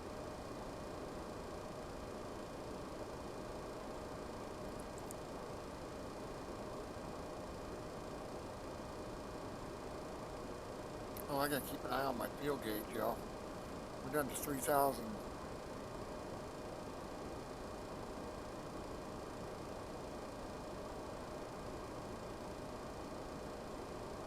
I have to switch over to my other tank here in a little bit.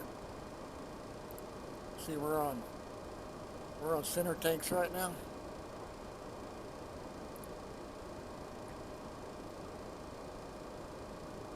So it's burning all the fuel out of this tank. And we do that, guys, in the event of a crash. There'll be no fuel in the fuselage, so if the wings break off and burn, oh well, it'll be behind us somewhere.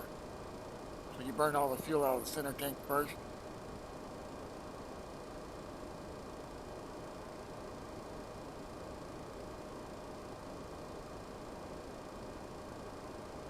Don't burn it all out. You gotta leave some in there.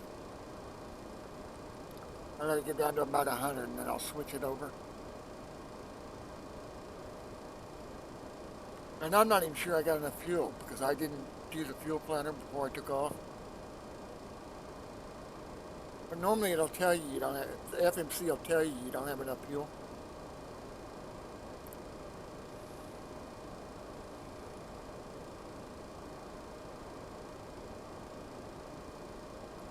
I'll tell you what, I ain't gonna have much. Not gonna have much left. 7,000 pounds.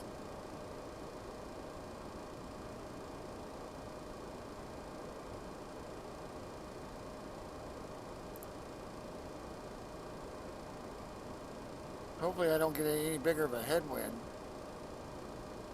or I'm gonna be in trouble.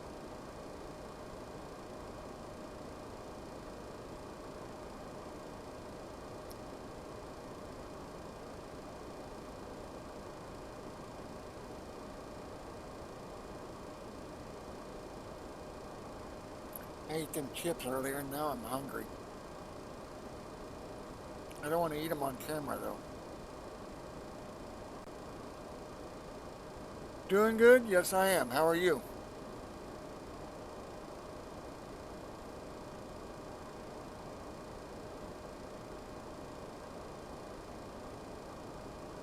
I went out and got drunk last night and I'm paying for it today. I had 5 double Crowns and Waters and I haven't drank in a while, so yeah, I was pretty lit by the time I got home. And yes, I had a designated driver, y'all. The maintenance man that works here come by, he's like, you want to go out to eat? I'm like, if you'll stay and let me drink, I'll buy your dinner. He's like, okay. So we stayed for like 3 hours.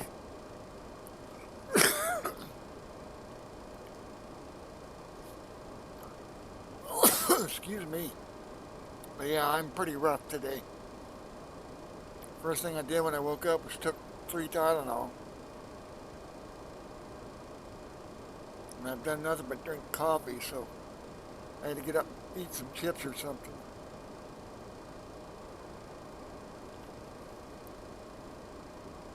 But I was pretty wasted when I got home.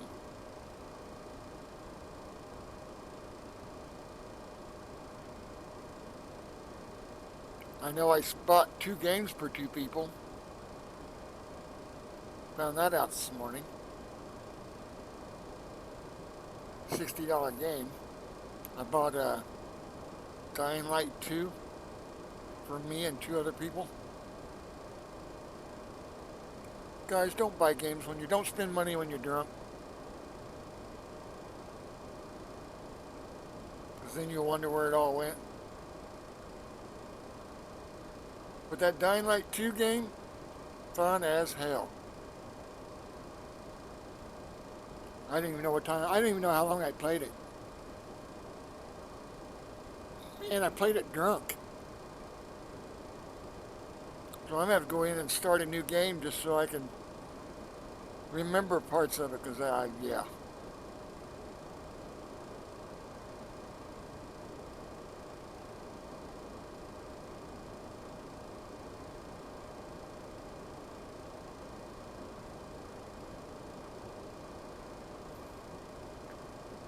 I'm hungry. I'm still 611 miles out, roughly. Almost 700 because there's another 88 above that. Well, here, do this. Right click, drag mouse. It says 606.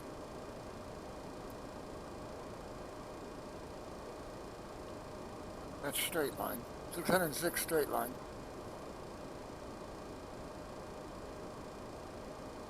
That'd be about right.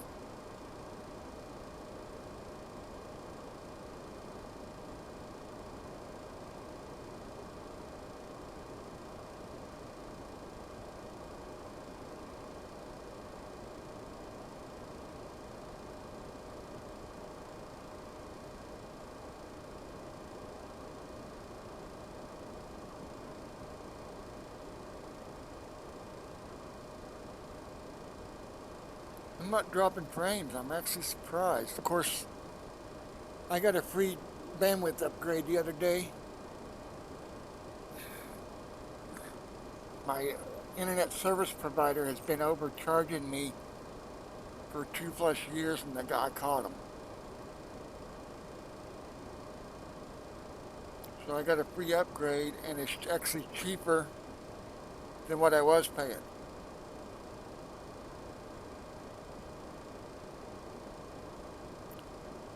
More or less got a free upgrade, double the bandwidth for the same price. A little cheaper, and a little cheaper. I went from 100 down and 20 up to 250 down and 100 up.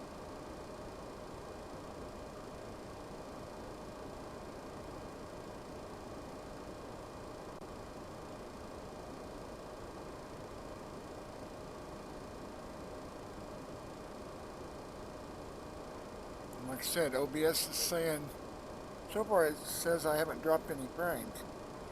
But I bumped my bitrate up to 3000 and my output to 840, so it's HD, I believe. I guess I'm hoping it's outputting on HD. I haven't checked it.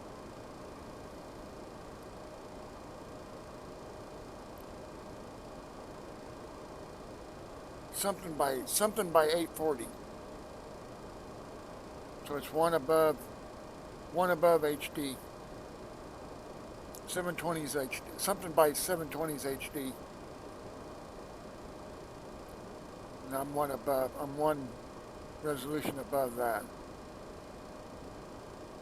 It's like a 1280 by 840 or something.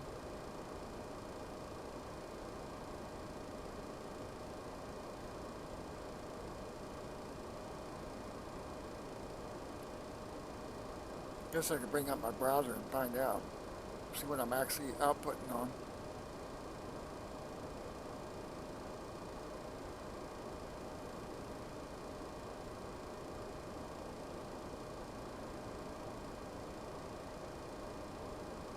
Like I said, guys, I would normally do an in-flight movie, but I can't anymore because of DMCA. I'd normally have a movie running on the other monitor over here. Or another stream from my in-flight entertainment. I could do another stream and just mute it.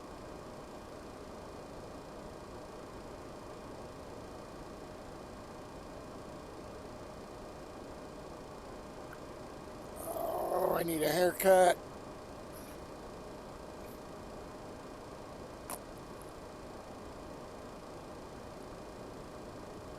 Let's say, am I wearing my hat? I am wearing my hat. I had to put my hat on, keep my hair out of my face. Keep from getting tangled up in my headset.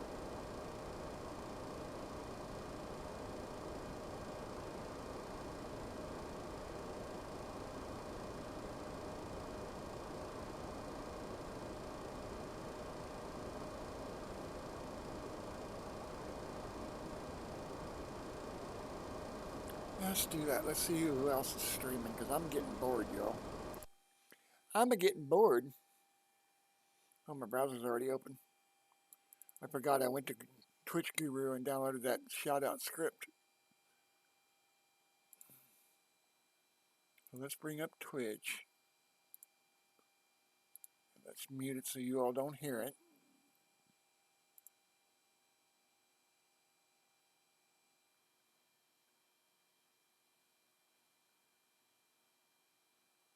Plus, I want to check out and see what I'm actually streaming at 648. So that's not even HD.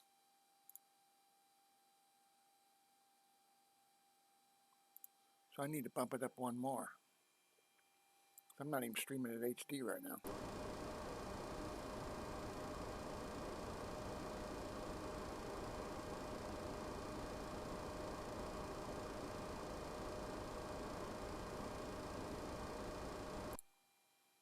All right, turn that off. Oh, somebody... Microsoft Flight Sim officials actually streaming right now. Or they were, they just went off.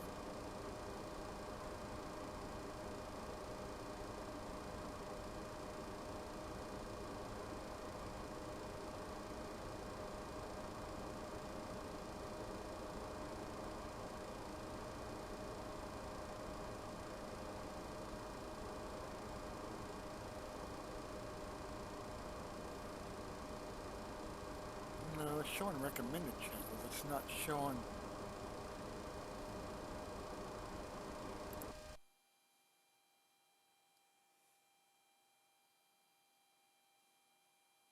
That was weird. Now Flight Sim's back in my list.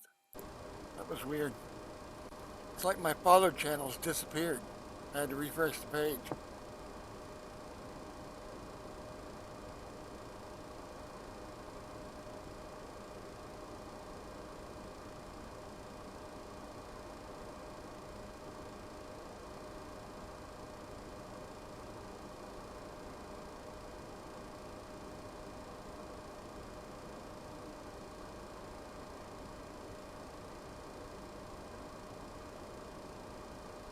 Am I muted?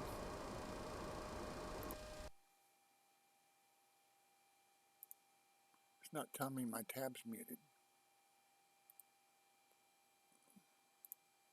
There, now it's muted.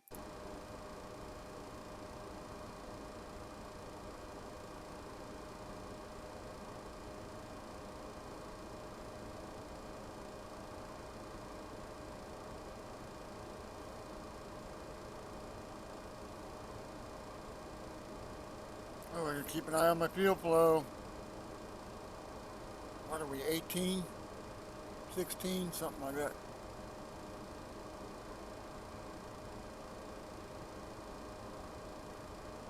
That's the server announcing unnamed pilot will be auto-kicked.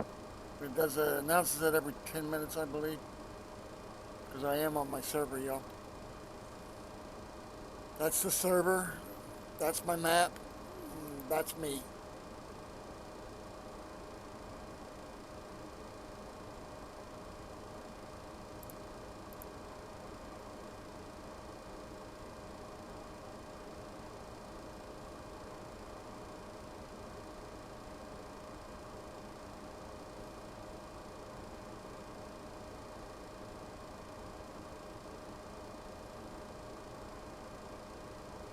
I'm so hungry right now. Excuse me. Weather updated. I just seen my screen flicker.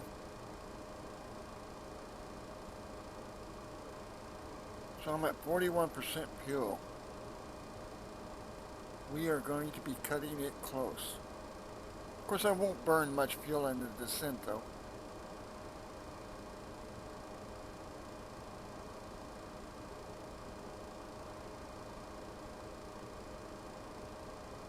Have we crossed TOD yet?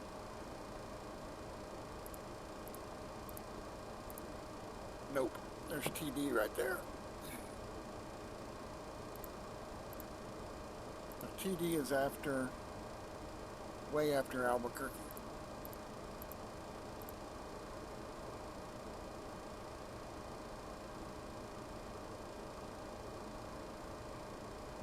So guys, the flight management computer is flying this plane right now. So once it crosses over that waypoint, it'll switch to this waypoint. And it tells you how far away it is. So the flight management computer is flying this baby right now.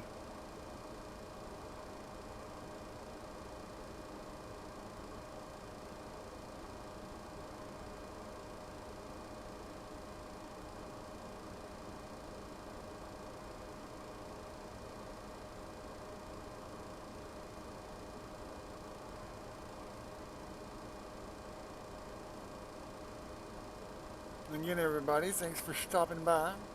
Appreciate it. Let you guys see the Pmdg from the outside. My favorite plane for all flight sims.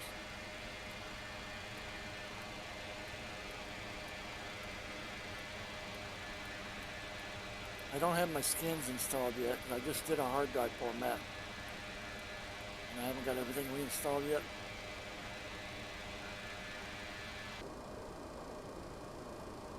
Here's the panels. That's the main panel,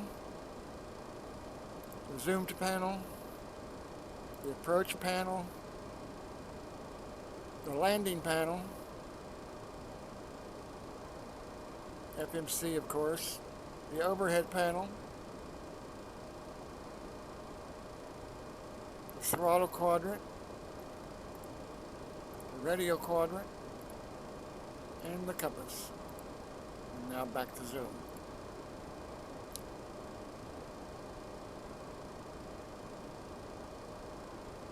And the FMC should turn me left here a little bit. It's already started turning. See, that's your turn indicator, the white line.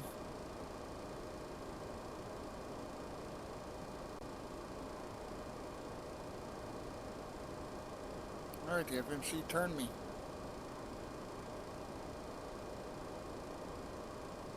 You want to see how much we're crabbing? That's how much we're crabbing to keep our heading. When you zoom in, you don't see it as much. There, now you see it. See how much we're crabbing to the right to maintain our heading.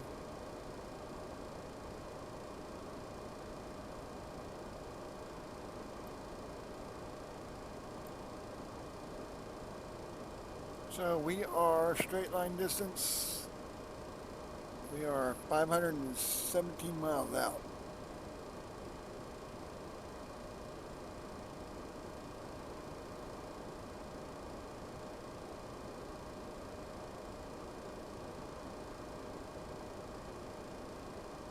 I think we're going to have enough fuel. Like I said, I'll switch tanks once this gets down to 100. All I gotta do is just flip these off. We'll flip these on and flip this off. In that order. On, and then off.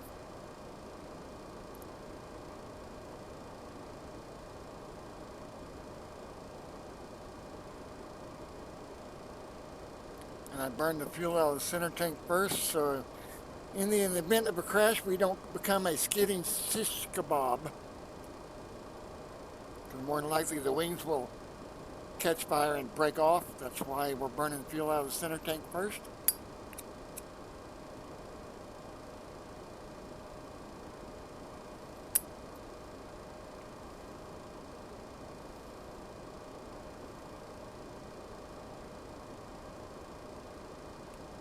And again, we took off from Atlanta. We're flying to Phoenix.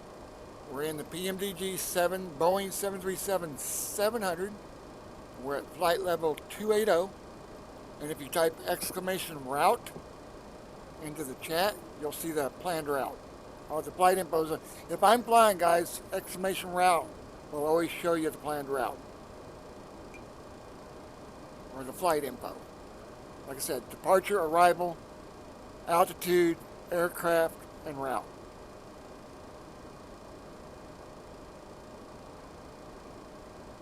That only gets changed whenever I change flights. So, if I'm streaming something else and you type in route, you're going to see the last route I flew.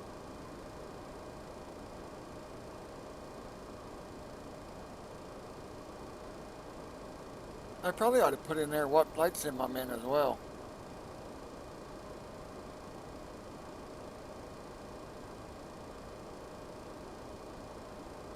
I think I'll start doing that. I'll put like FS9 or FS2020 or P3D so you know what one I'm flying or what route, what simulator I flew that route with.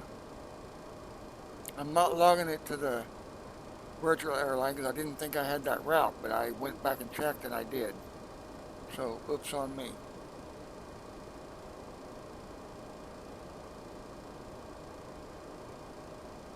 But I think I'm going to land this, and then I'm going to install my Orbix.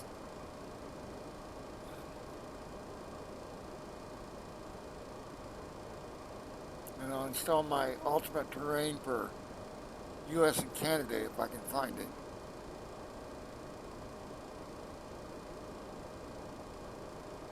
But all my payware stuff should be on my E drive in my Flight Sim payware folder. And I also have it. All my payware stuff that I've ever bought is on it's on my hard drive, and it's also backed up on a flash drive. External, which is sitting over there. I only plug it in when when I need something off of it. That way it stays virus free.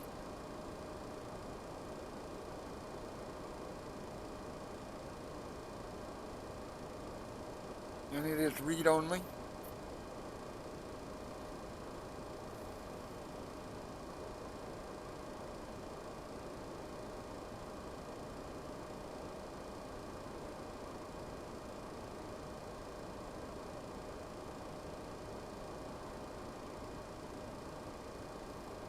So we're 214 miles out of the next waypoint. See right here. And we're down to 500 fuel, 560. See? Guys, these are undockable because you can actually put this in a virtual cockpit, which I have. I just don't have it set up. So I can drag this to like a tablet or whatever and use the tablet as a gauge. You can do that with all these.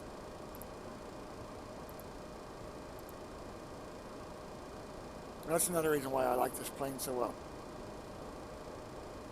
If you're going to run a virtual cockpit, it's set up for it. But I've got it up here right now because I can't see it when it's down here because I don't have my glasses on. See, I can't read that. But I can read that. So when it gets to about 100, we're going to switch over.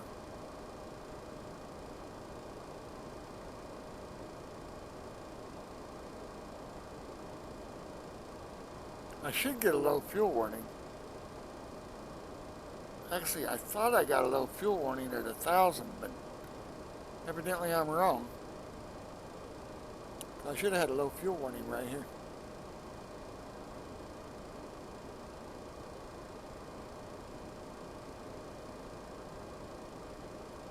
Tell you what, when you get under 1,000, it goes pretty quick.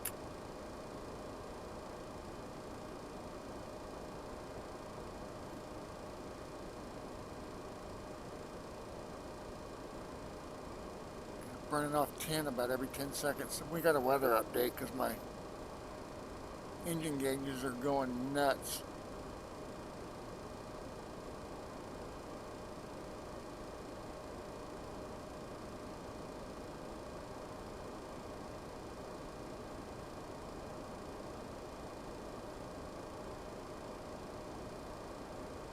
I'm keeping an eye on my fuel flow right now. If I don't, I'll forget to switch them. And this plane is can be hard to get restarted if you let the engine shut off. I mean, I could cheat and hit Control E and restart them, but I'd lose about 10,000 foot in altitude doing that, though. Because you have to set the throttles to 0 or just above 0, and then hit Control E to restart.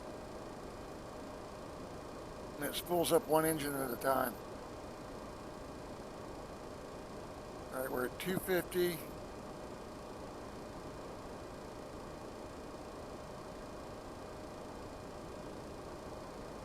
So at 110, I'll click this, and then I'll click overhead.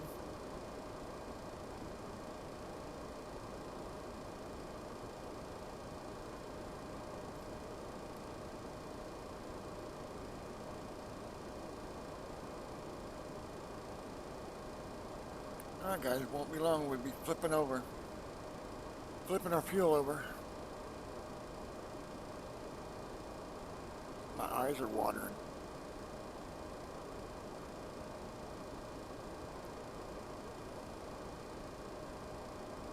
That didn't, rubbing them didn't help any. So it's still early morning because Let's Make a Deal is on. So it's what, close to noon, I'm guessing? Alright, 120. One more click, there we go. Now we'll go overhead. On, off, off. Alright, now we're pulling out of the wing tanks now.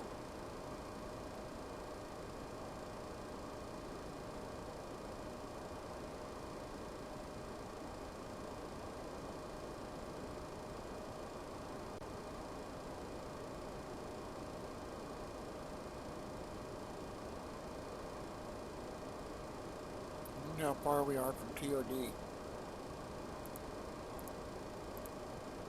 Well, we're at least 300 miles from TOD.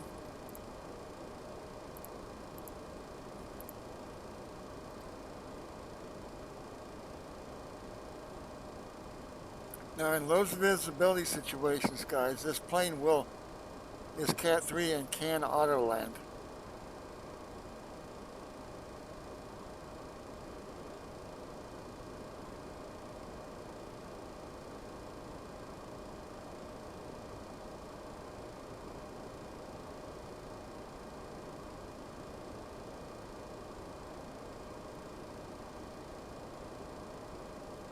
Shall we have a look around outside?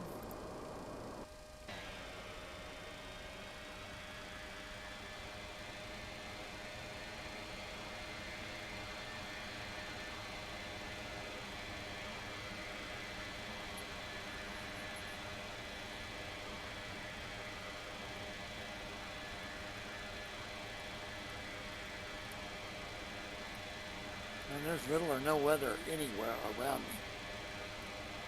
Sure is hazy though.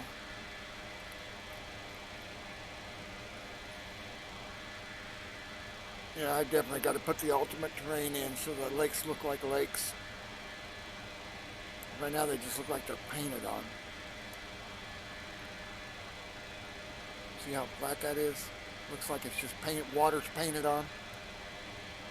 Ultimate terrain will actually put some depth perception into the water.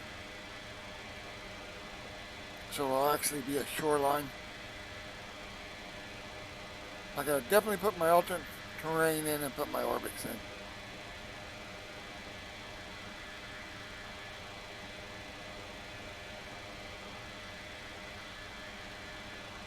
See, that river don't even look like a river, it looks like a road. because there's no depth perception. No, you know what I'm saying? Doesn't look like it. Won't look like it's painted onto a flat canvas.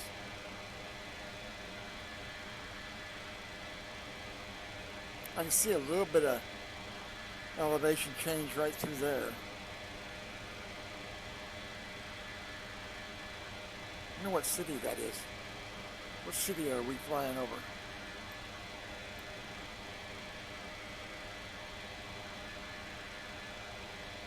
Tumacara, New Mexico.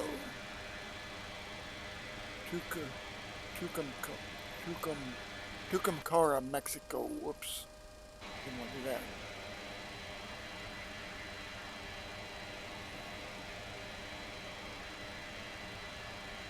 Oh, my ear's itching. Wow, that's a bad itch. Bug crawling my ear.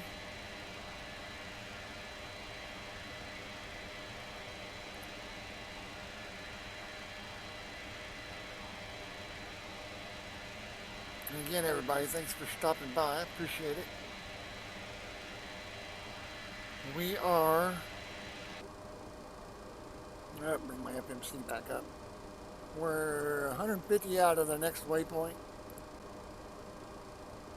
So we are 410 miles out, roughly, not counting these.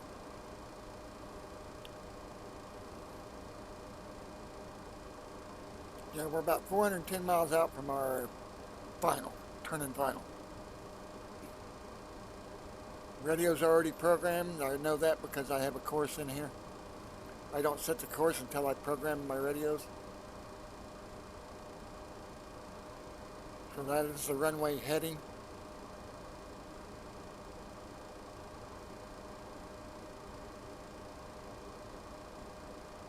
So we're landing on 26 with a runway heading of 258.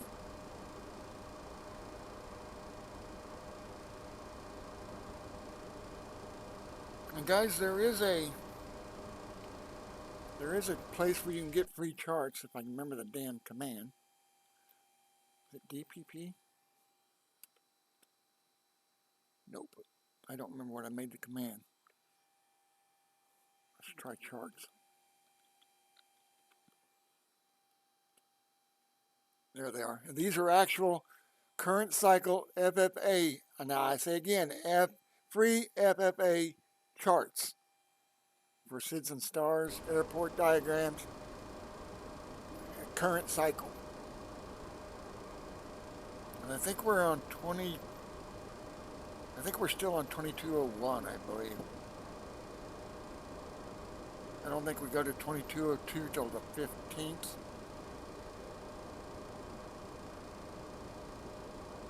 So those are free FFA charts, SIDS and stars, for the U.S.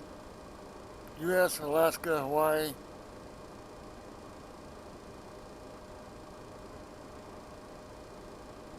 That'll take you to the search page, and you search by the airport ICO. And then download them, their PDFs.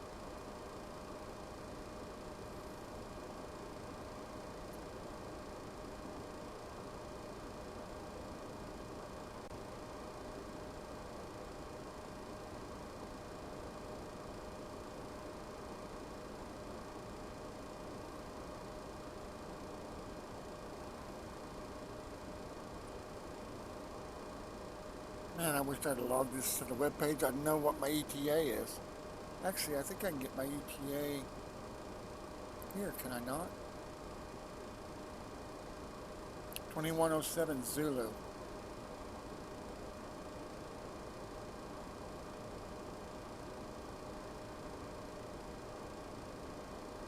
Looks like we're going to have about 7,000 pounds of fuel on board when we land. We've got, currently we have 16,000.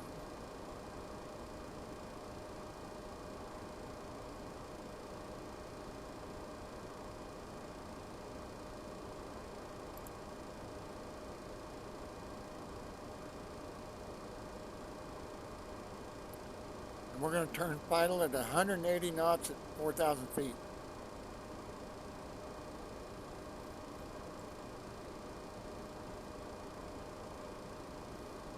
We won't start our descent till we're about 100 out.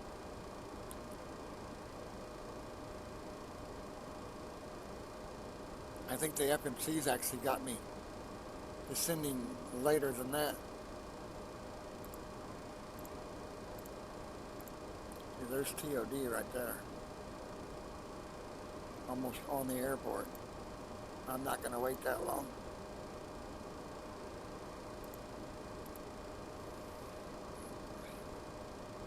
Here, let's flip the flight plan.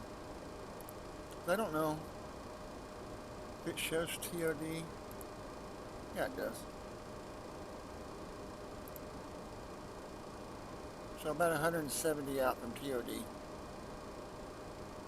give or take. So it's farther out than I thought it was.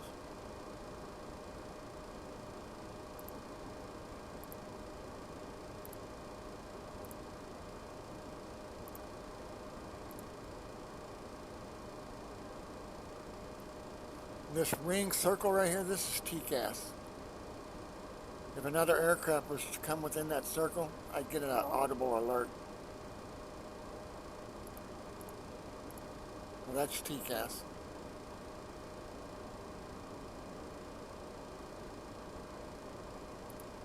But I'm the only one on the server right now. Yeah, I'm the only one on. Like I said, that's the server. That's my moving map. And that's me. And here's a moving map. So let's update this. We'll undock it. Put it over the gauges I don't use when I'm landing. And there we go. And there's the moving map. Now guys, I built this flight plan with a program called FS Build. It is also payware, but it's so awesome. And I have nav graphs, so I have the current cycles imported into FS Navigator, FS Build, Pmdg. They all have the current cycle.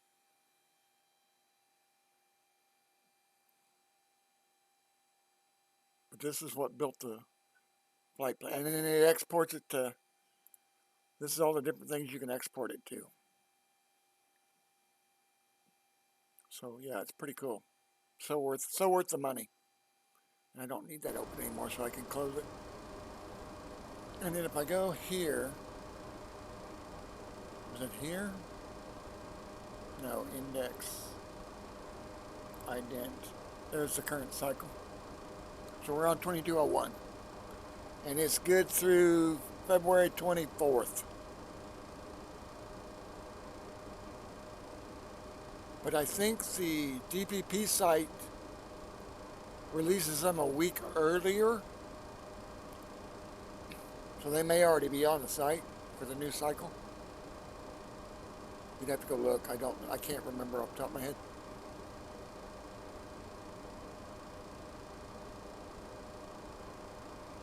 So guys, if you're buying charts, don't buy them. They're free off the FFA site.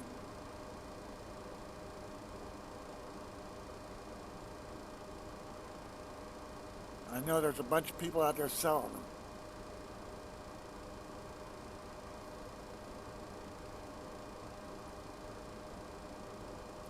Why buy the cow when you can get the milk for free?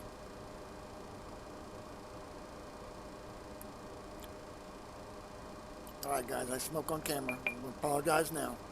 If you don't smoke, don't start. But I'm hungry and I'm trying not to drink coffee because it's upsetting my stomach.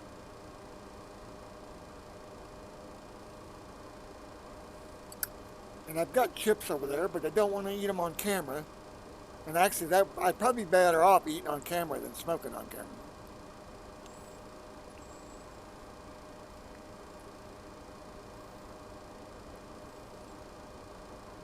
With this FS Navigator, guys, when you install it, you run a database creator, and it pulls the database right out of your flight sim, all the airports and all that.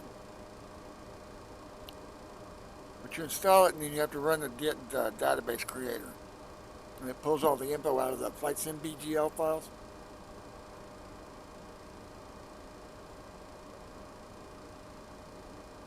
Weather update because my flight sim just flickered.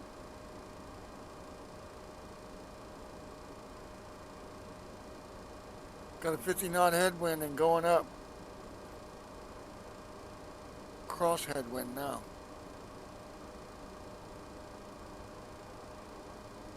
Let's see what the weather is doing at Phoenix, y'all. We are running Active Sky Evolution. Turn this off. Put in the actual airport we're going to land at. Kphx for Phoenix. And there's the current weather conditions. This is the actual METAR.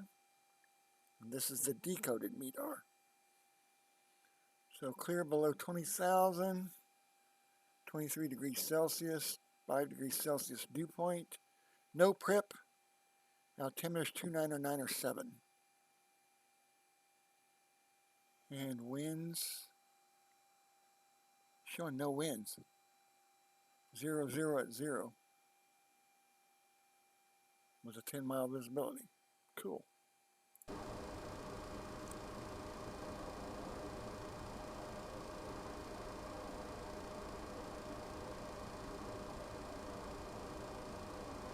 Again, everybody, thanks for stopping by. Like I said, guys, this is FS9, also known as FS2004, a century of flight. And the last time I checked, you could buy the deluxe edition at Walmart for $10. And this is the most reliable flight sim out there right now.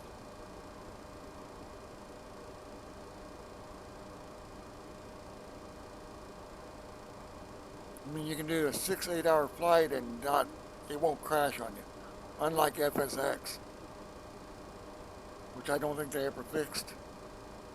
And I've got them all. I've got X-Plane, I've got P3D, FSX, Microsoft 2020, and this one is still the most reliable. If I want to sit down and do a flight and not have to worry about it, my PC crashing, this is the one I go to.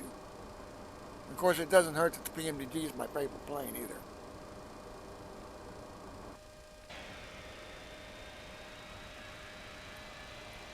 I have logged thousands of hours in this plane.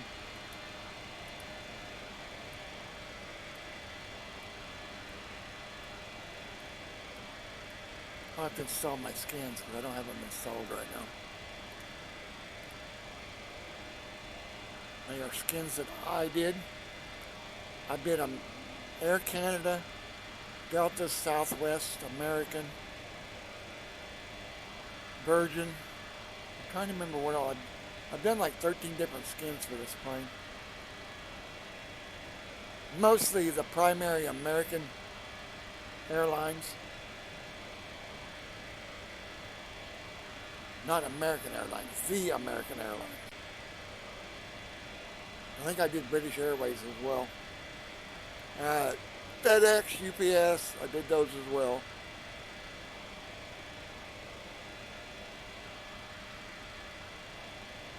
So next time I fly this, I'll have my skins put in.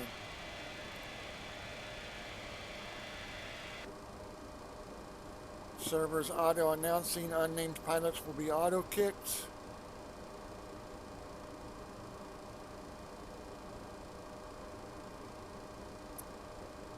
That's the default name when you connect to the server.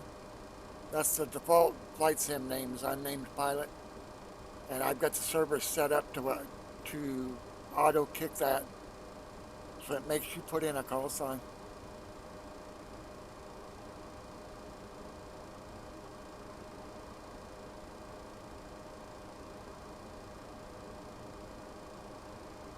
If you want to search for an airport in the map builder, check that, and then you'd like Kphx, hit enter. There's all your airport info. We're landing on 26. So if I double click that, it'll zoom the map to that. there's 2.6.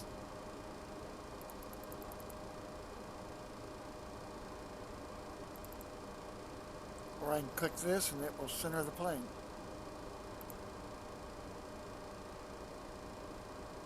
Oh, that's elevation. That's the mountain elevation around me. So that's minimum safe altitude, which right there is 7,400.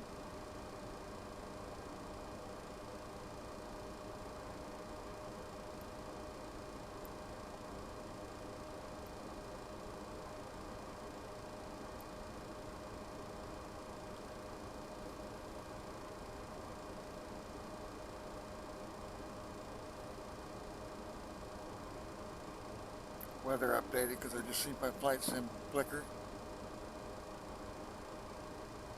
I don't know why, but that weather program has always done that.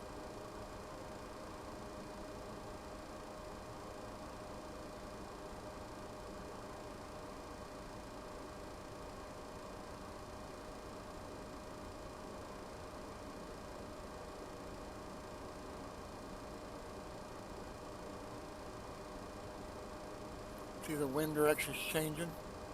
The plane's compensating for it. That white bar lets you know that the airplane's turned left just a smidge. Now it's turning right.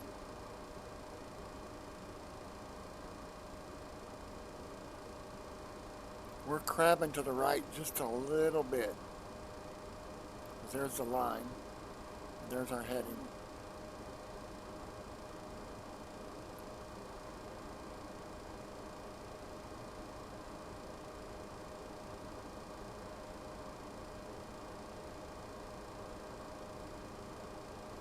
True airspeed is 482, ground speed is 461.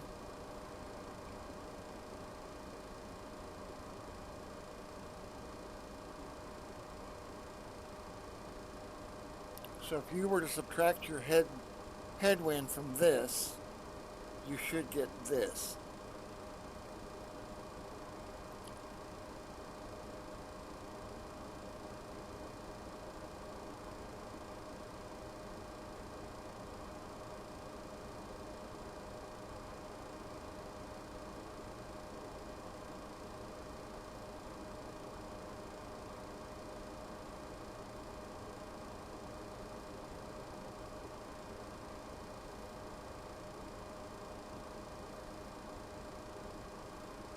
Got some cloud, a thin cloud layer below me.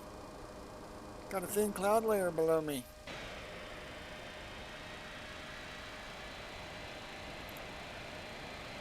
There's an airport below me. We should turn left right after we fly over it.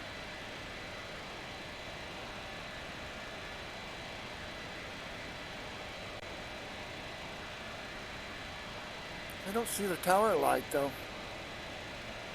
I don't see the tower light flashing. Is that hazy?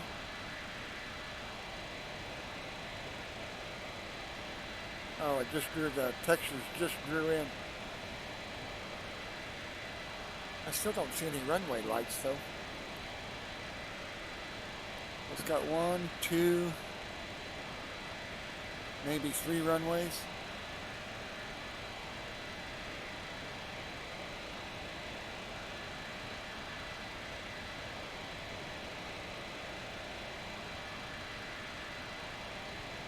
I'm not seeing the tower light.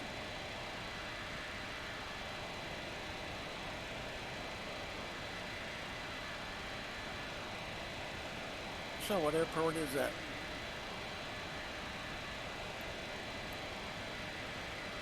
That is Albuquerque International Sunport.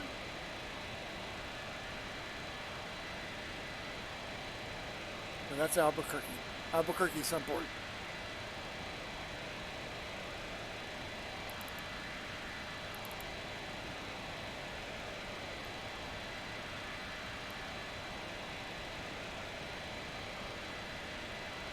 Alrighty.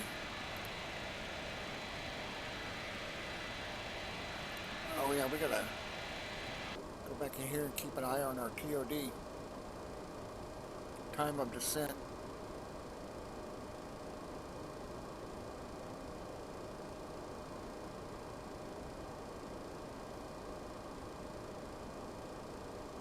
I am so hungry right now, y'all.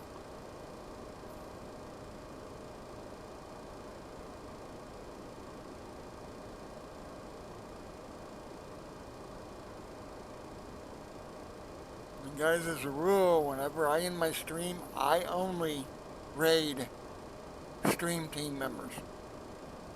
I don't raid anybody else. Unless there's a stream team member not on. Right now I see 3 stream team members. One's playing Wreckfest, one's playing Ready or Not, and one's playing Counter-Strike.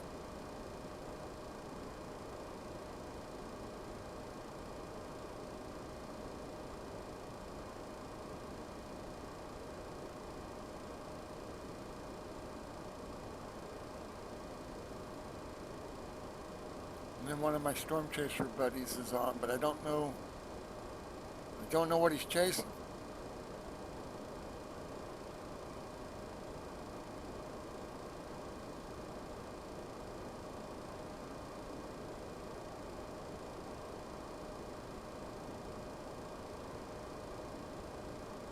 Oh, there we go. FMC's turning me.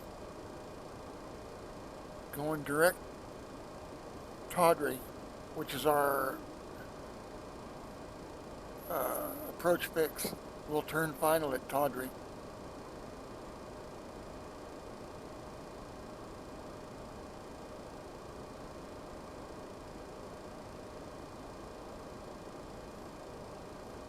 And we should be starting our descent here shortly, so we will go ahead and set it to 4,000.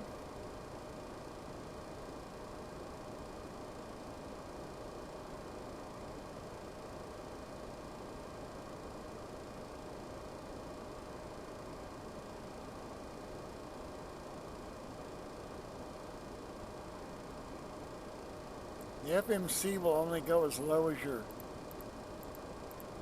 So it will only go to 4,000, and then once it captures the glide slope, I'll click the approach button, and then the Command B, and then it will go ahead and go follow the glide slope in. But as of right now, it will not go below 4,000.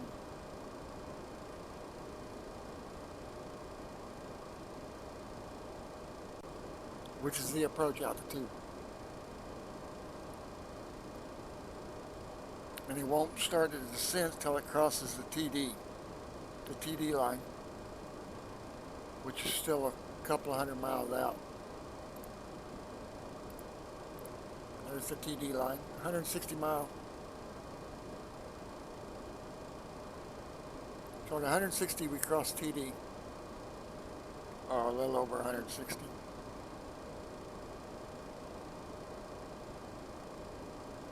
So 160, that's 160, that's 320.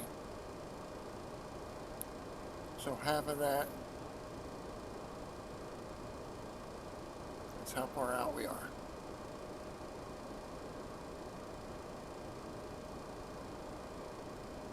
So that'd be 80 on top of that. So 240, that's about 240. Go ahead and go 160 and you'll see this come into the screen. And you'll start to see that TD line come in right here.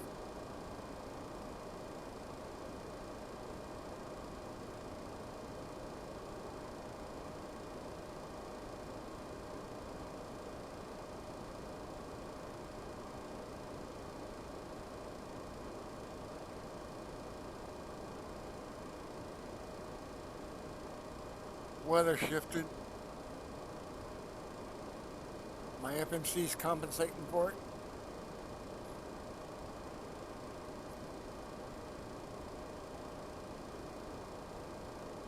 -6 outside air temp.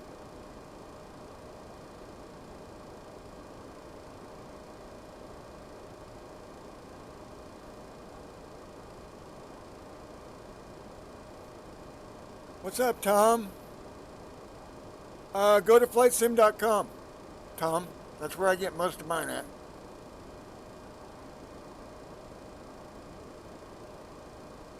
FlightSim.com, ABSim.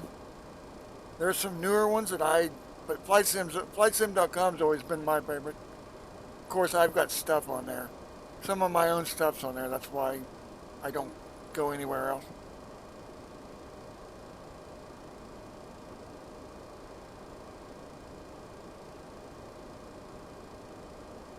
Yeah, but FlightSim.com's my favorite. They've got aircraft skins, scenery.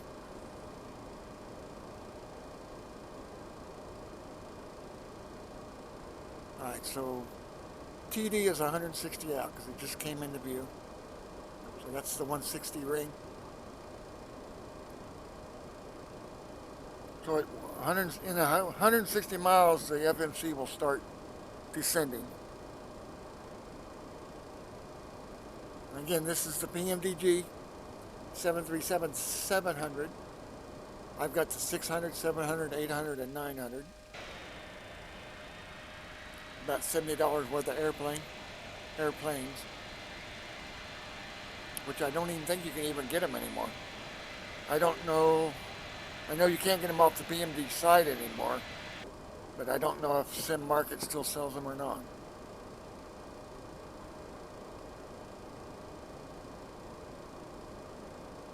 And like I said, guys, I still fly FS9 because it's the most reliable right now. I ain't got to worry about my flight sim crashing.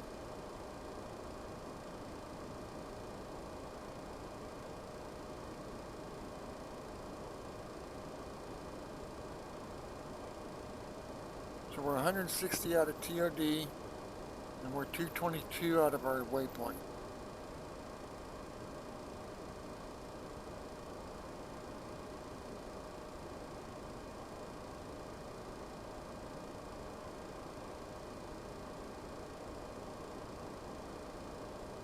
And then our transition altitude is 18,000 feet. And then our 250 below 10,000. 250 knots below 10,000 is max.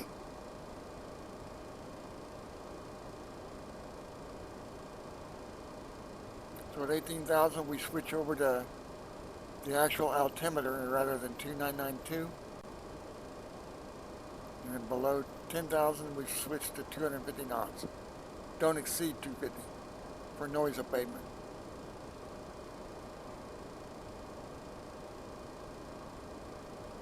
And then of course at 10,000 your landing gear come on, your logo, cargo, all your lights come on.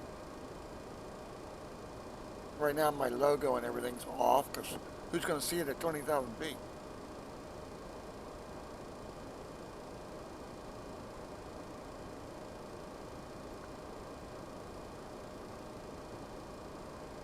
And FlightSim.com is, I think it goes clear back to FS98, I believe, up through current. So P3D, FSX, X-Plane, everything's on there. And like I said, there are some newer ones. I just don't know what they are off the top of my head.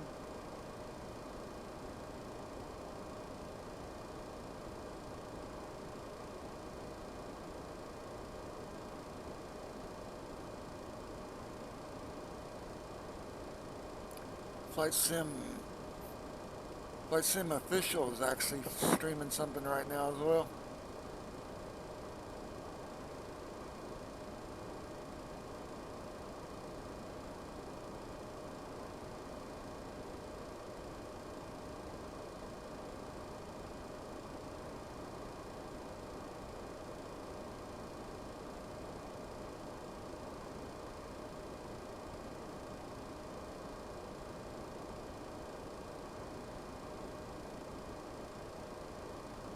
Outside air temp is -6, so the ice has to stay on.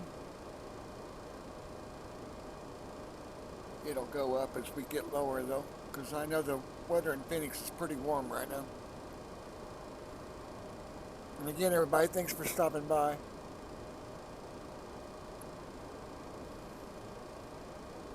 But I'm going to land Then we're going to go raid somebody, and I'm going to go eat. And I don't know if I'm going to stream any more today or not. Because normally, as a rule, if I eat, I sleep.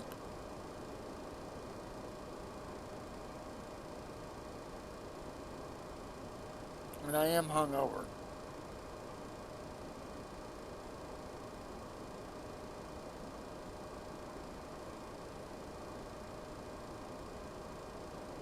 So guys, whenever this TD line, whenever the plane crosses the TD line, the FMC will start descending to that altitude. And I went to that altitude because we want to cross that waypoint at 4,000 feet. And that should be close enough to get us on the glide slope. We might be a little bit below glide slope.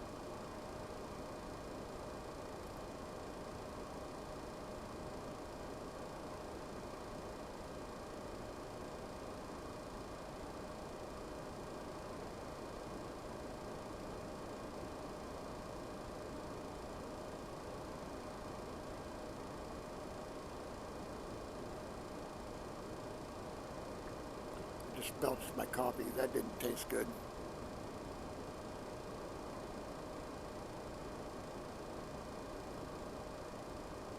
Like I said, guys, those charts are free. Don't buy them don't buy the cow when you can get the milk for free. And it's an actual FFA site, and the charts are free. Don't buy them. And they are the current cycle as well.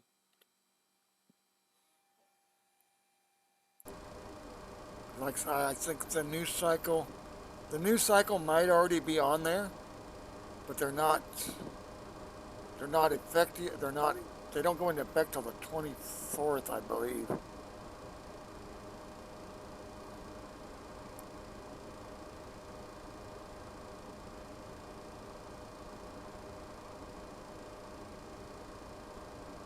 Guys, I would have that auto announced, but I don't stream flight sim all the time. So that's why I don't have it auto announced the free charts.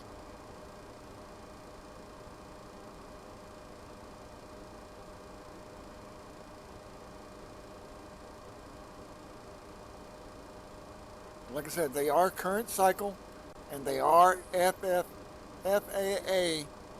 charts off of an FAA site.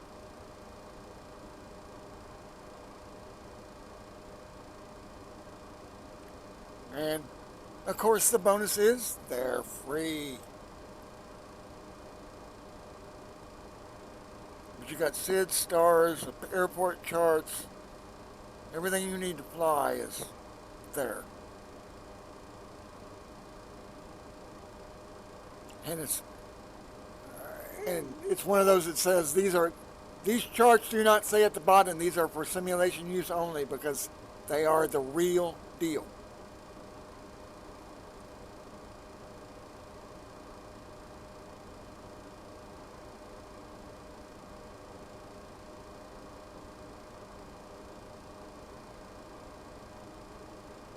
So guys, when we start our descent, we want the arc right on that waypoint. So I could actually start descending now, which I think I'm going to.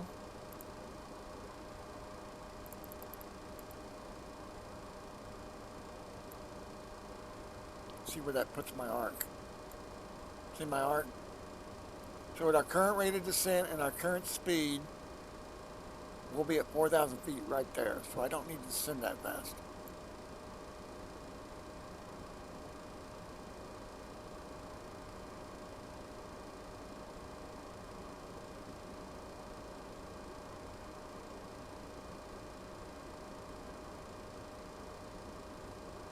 So we'll be at 4,000 feet right at that arc, which is just before that.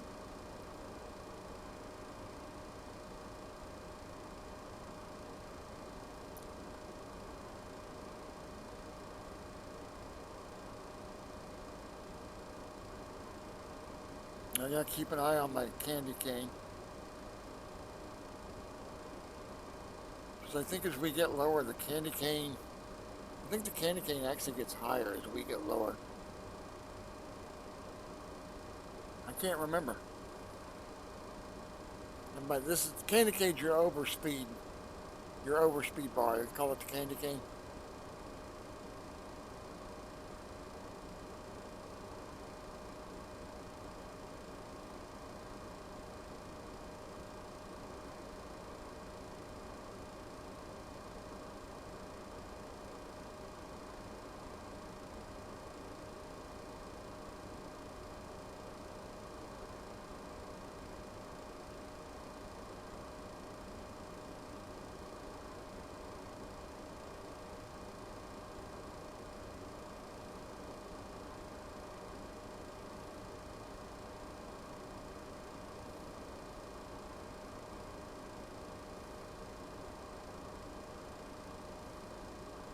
We're at -1 Celsius. So I'll be able to turn my anti-ice off here in a minute. Guys, if you don't have your anti-ice on and you will lose your speed indicator. And then the autopilot goes nuts.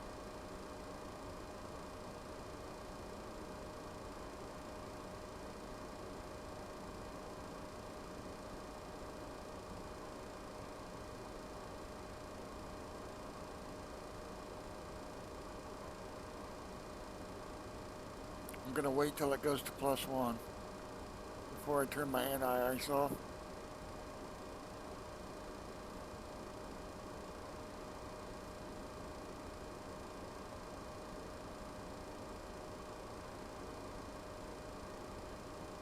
Alright, we're +1. Let's turn the anti-ice off.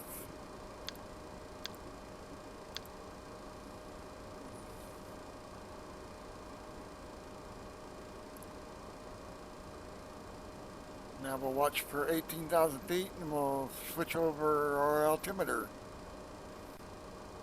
And we can slow down our rate of descent as well.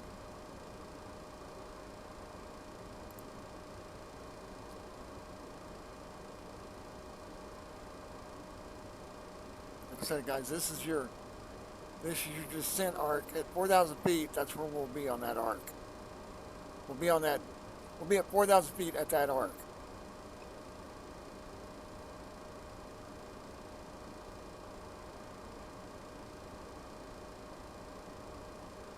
I started descending a little early because I didn't want to have to use my speed brake to burn speed off.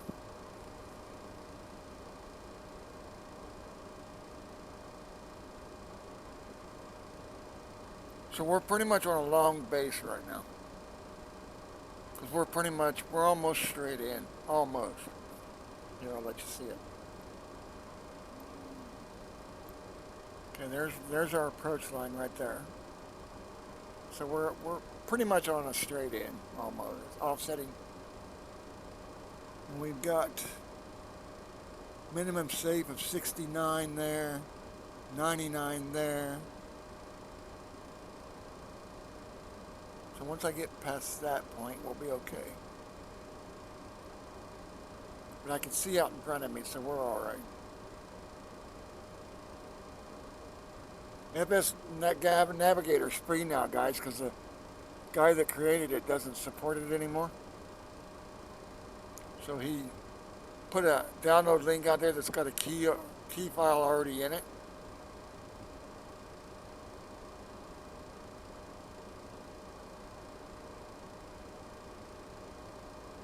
I think he's still downloaded off. I think it's still on it. I can't remember. I think it might, don't quote me on it, but it might still be on fsnav.com. I can't remember. I can't remember if we took the site down as well or not.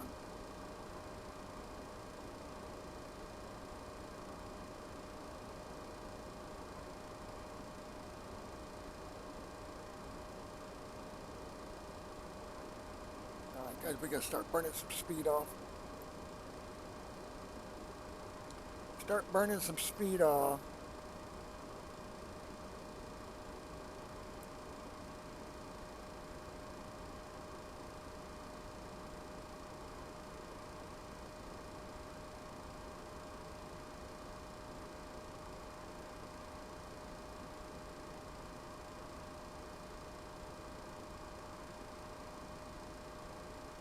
And as that arc gets closer, I'll decrease my rate of descent.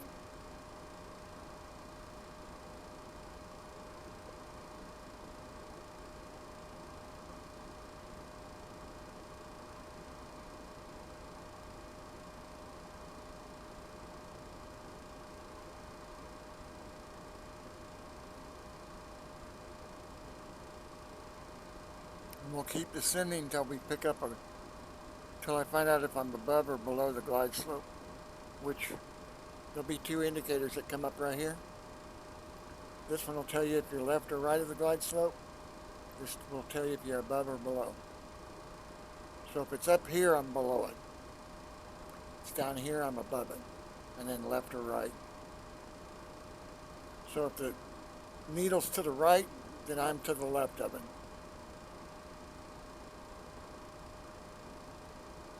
Which I should be to the right of it. So when the needle does come up, it should be over here. No, that ain't right. Yeah, it'll be to my left.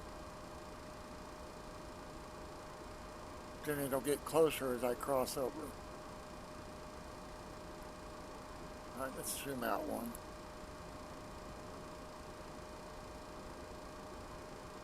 Alright, we're at 250.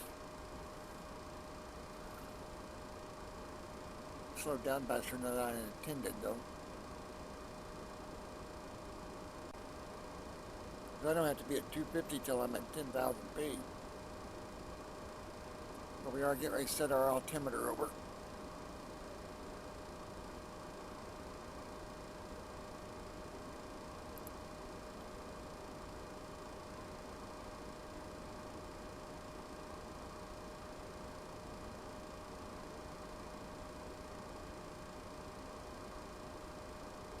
Alright, there's our arc.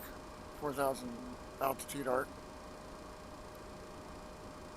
That's going to change when I set the altimeter.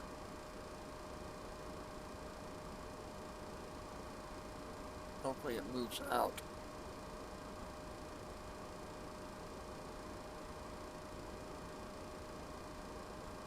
I'll wait till it gets to 17.5 and then I'll set the altimeter. We'll set it now if it'll let me. Did it set? Nope, it didn't set. There, it's set.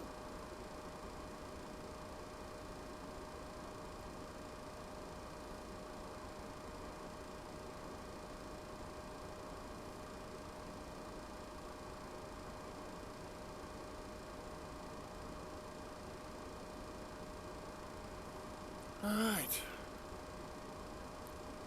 We are 100 miles out. Yeah, I descended a little earlier than I should have.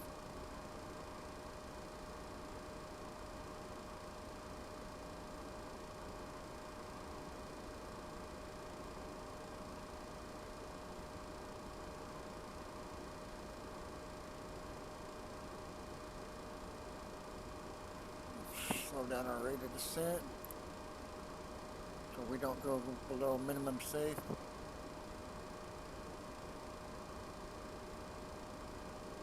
Guys, I could have brought the charts. I'm not buying a sit or star right now, or I'd have brought the charts up.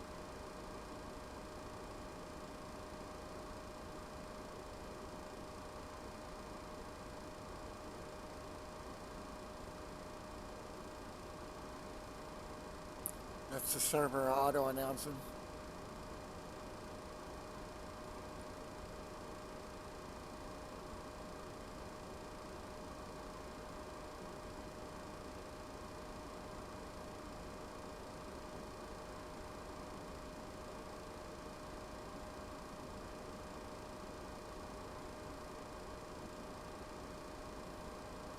How close are we getting? Oh hell, we're a ways out yet.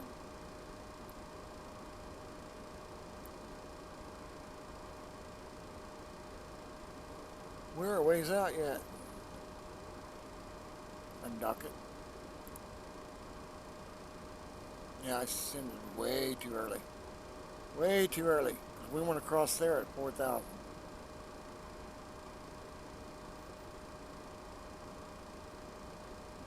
I might have some terrain issues, guys. I may have to slow down my rate of descent. Let's go up one more. And let's start backing this off till we put that right there.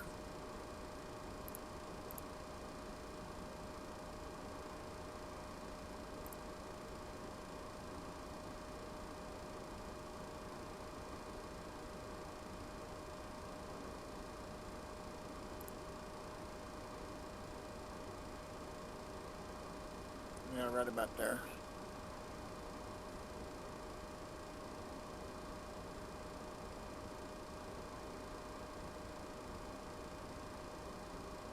So we're 80 miles out of final. A little over 80, about 90. Of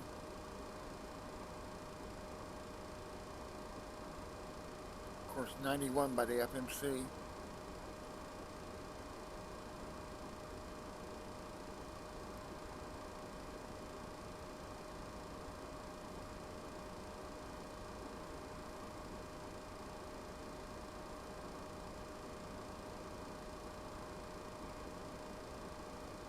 Guys, I am so hungry right now.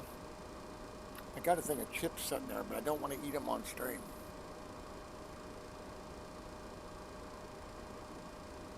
I think I'm going to eat pizza. I should have ordered a breakfast pizza. What time of day is it?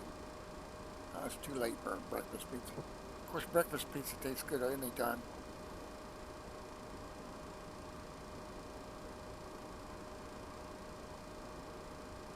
So we're at 250, so we don't get an overspeed warning below 10,000. And I've got some terrain in front of me that I might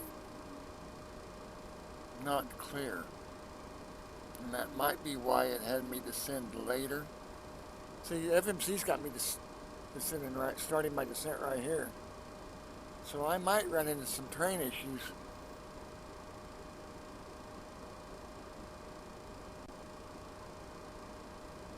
But we're still at 14,000.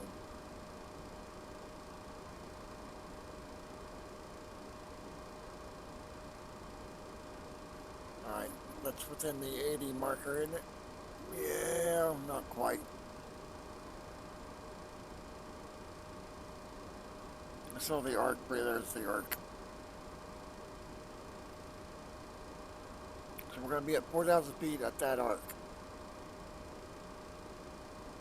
We should be right on that waypoint.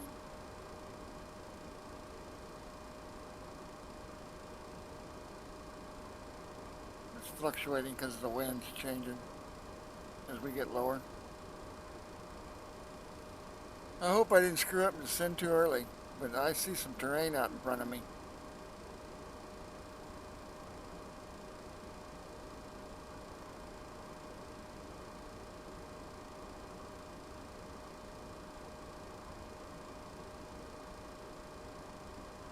We're gonna find out. My stream's buffering, that's weird. I'm not dropping any frames.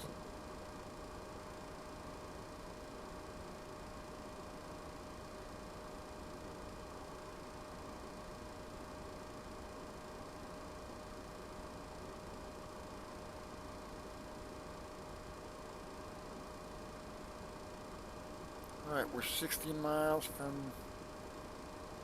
We're 80 miles from final.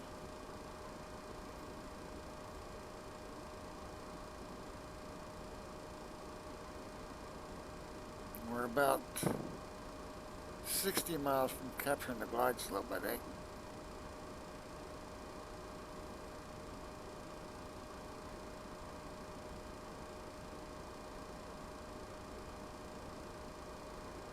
Hopefully I'm just a little bit below it.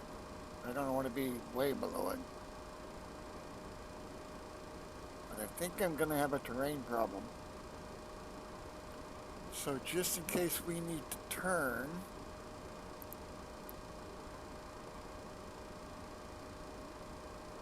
it looks like I'm going to have to go about that way, like right up through there.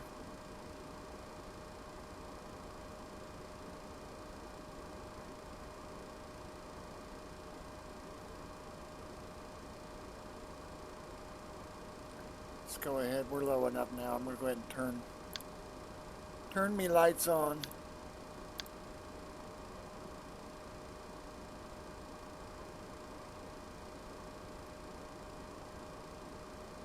The landing lights are on, logos are on, wings are on. I think I'm going to have a terrain problem, y'all. Because I think the airport's beyond that ridge.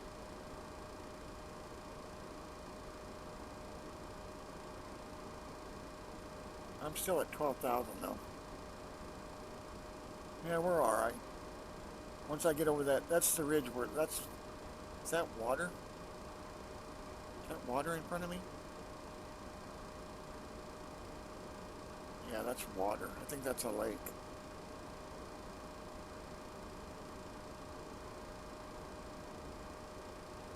I think we're alright on elevation.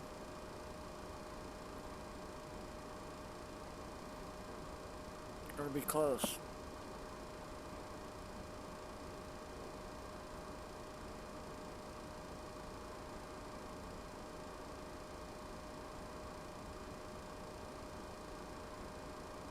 Man, I hope the airport's not on the backside of that ridge, because if it is, I'm screwed.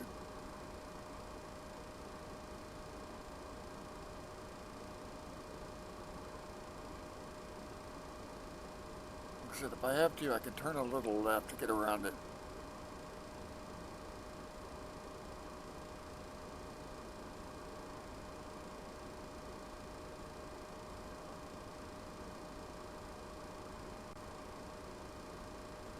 Can't tell how high we are. Oh, we're good. We're high enough. Oh yeah, we're plenty high enough.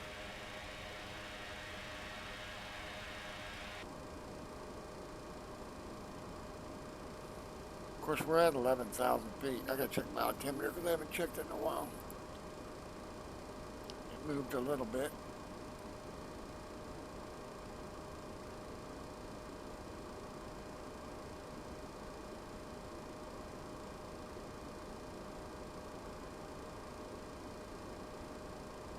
So I think the approach is just beyond that ridge line.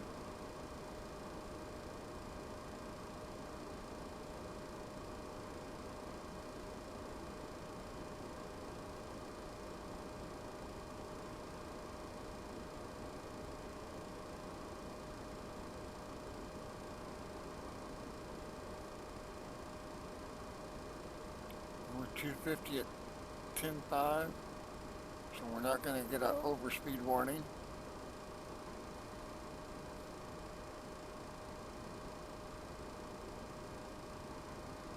Well, if you were running FS passengers, you'd get a bad grade for overspeeding below 10,000.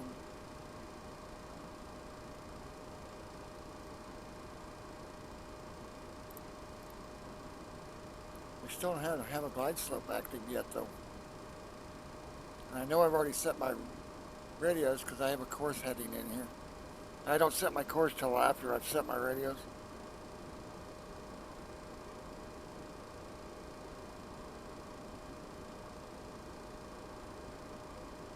Well, there's the water I was seeing on the map.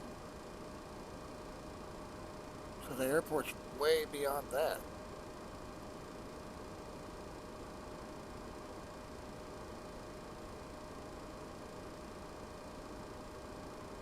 See how close we are?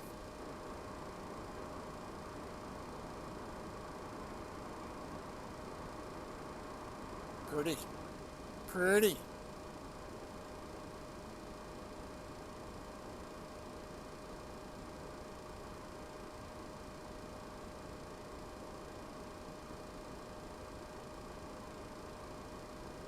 Yeah, we're 9,000 feet below planned altitude right now. So yeah, I descended way too early.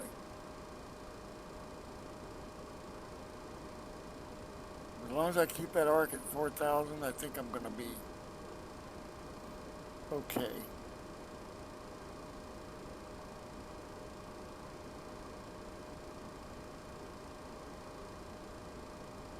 We should start seeing the airport, y'all.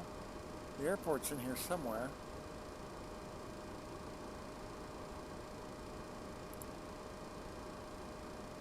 like I said, according to the map, the airport's beyond that water.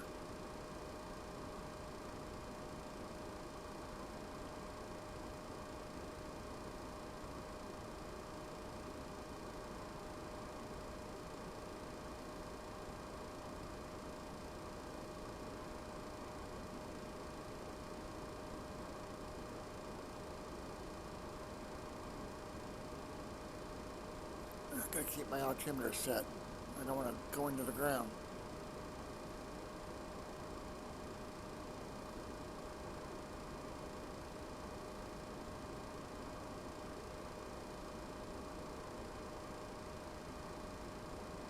Still no glide slope yet.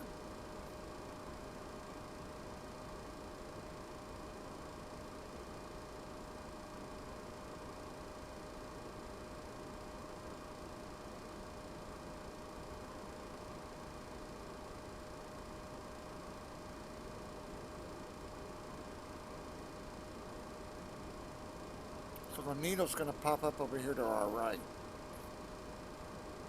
No, be to our left.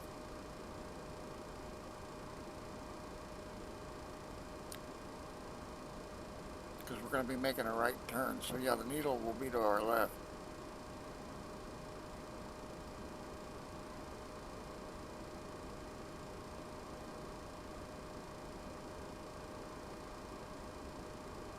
It's not picked it up yet. Because there's no markers.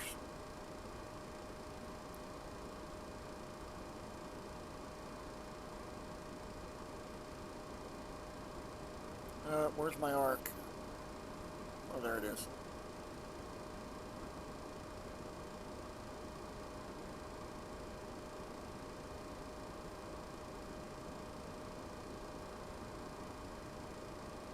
Something tells me I'm going to make a right turn after this ridge line.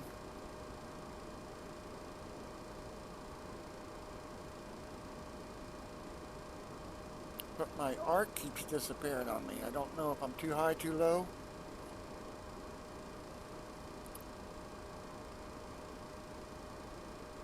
Tell you what, if I just started my descent any earlier, I'd have been in trouble. Because I'm still descending to 4,000. And I can actually go up a notch, I think.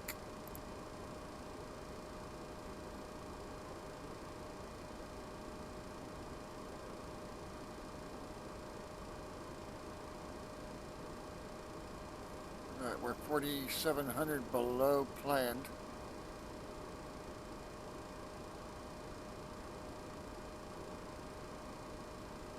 I guess we need to start slowing down, guys. Slow to 220.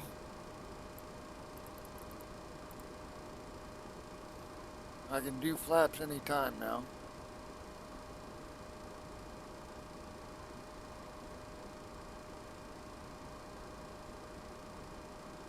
But why do we not have a glide slope yet?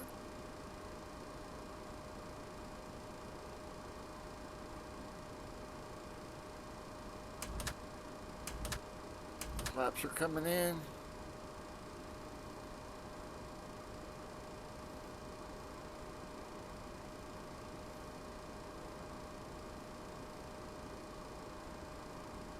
We're 20 miles out from final. 25 miles.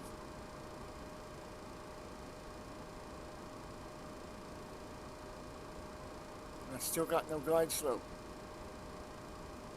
I better check my radio. 111.75. 111.75. So that's right. Course 258. That's right. So radios are set right.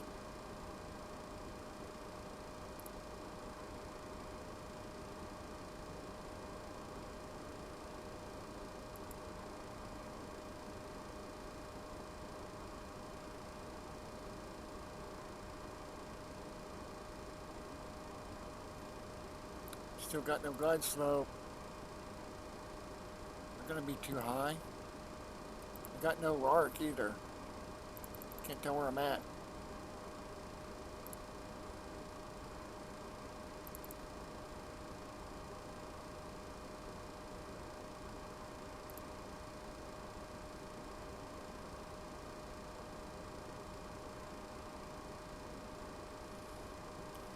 Still no glide slope.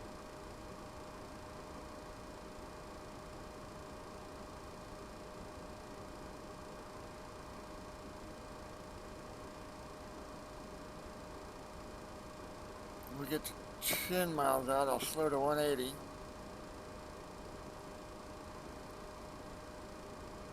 I tell you what, guys, I was getting a little nervous there. I'm like, oh no, I've come in way too low. Those two ridge lines scared me a little bit. Check my altimeter again.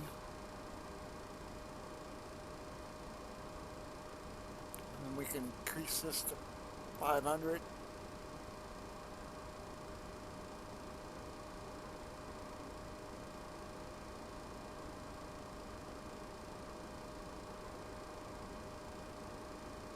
I can't believe I don't have glide slope yet. Of course I am still 20 miles out.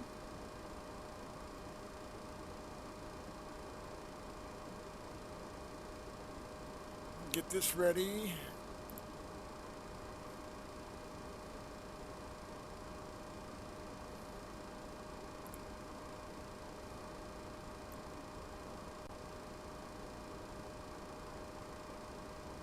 Oh, the needle just came alive. Alright, there's our glide slope needle. Our approach. Now that we don't have our up and down yet.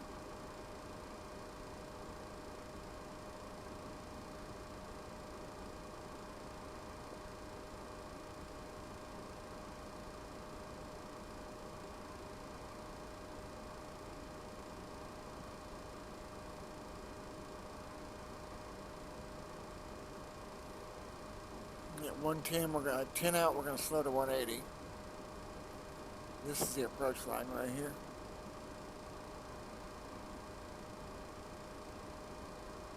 And we'll start slowing to 180. I'm gonna turn final at 180.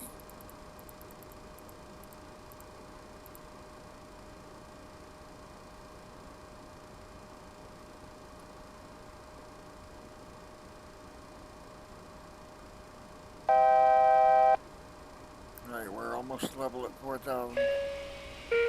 I know I don't have an approach selected yet.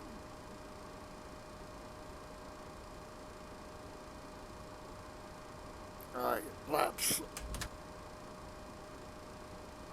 And then flaps.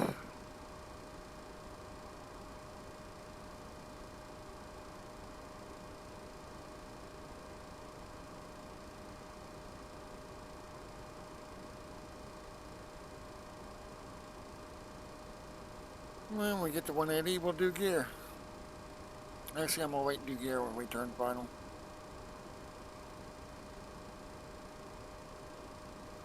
Check my altimeter. We're 2,500 radar altimeter. So we're at 2,500. Below 2,500. We should have told me that. It didn't.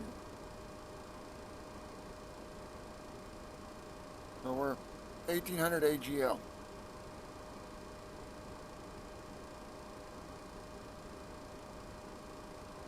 Oh, there's the glide slope, so we can start our descent, or stop our descent, because we're below it right now. See, we're below it.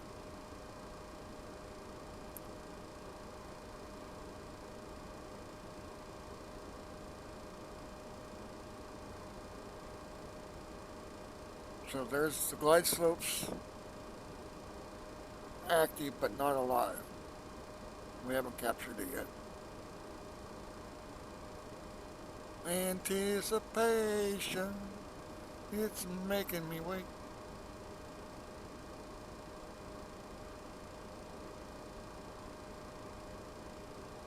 We're at 180 already, yep. So after we turn and then we get about halfway down the approach, I'll slow to 150.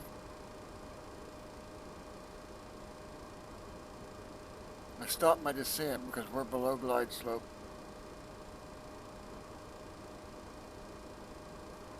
Here's the glide slope needle. So it's high. We want it there, so we're below it. And it's to our left, like I said it would be, because we're coming in from the right. So once these start moving, I'll click over to command, I'll click approach and then command B.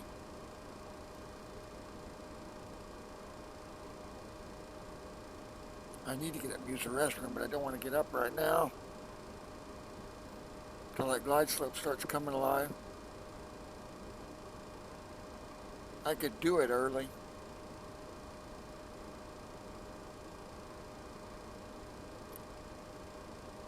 Oh, there it's moving. So now we can click to see the move. So now we can click approach and click command B. Now I'm going to get up and use the restroom and it will auto turn final for me.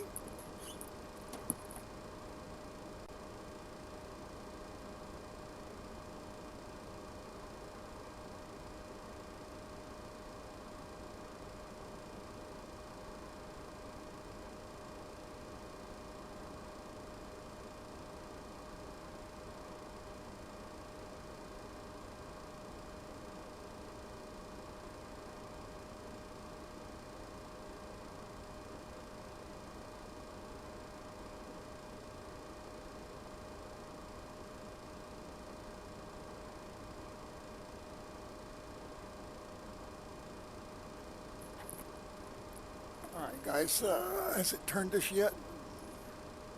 Oh, we're on final then. So let's check see what our landing weights are. So we're, landing speed's 125. So we're on final. We can go ahead and start slowing down to like 140.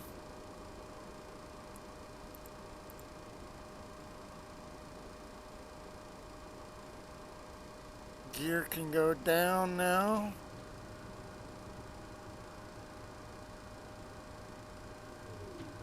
Runway's at 10 miles, so we can zoom out one.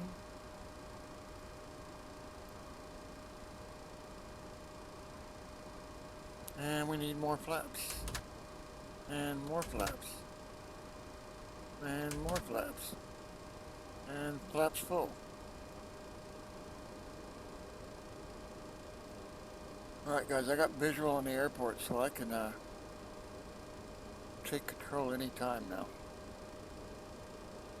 2,500. I normally wait till I get that cue. So we have the 2,500 cue. We are taking control. I have control. And I land chase mode because it gives me depth perception. Slide my slider on my throttle control. See what it's going to do. Got little or no wind right now.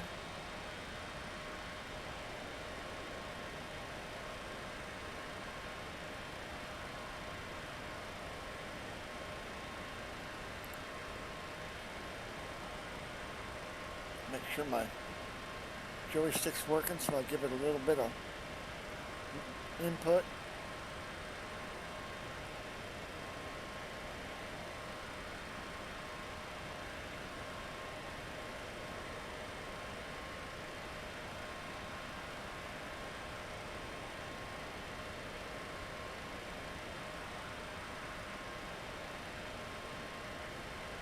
Zoom in so I can see the lights. I don't know if I'm too low right now.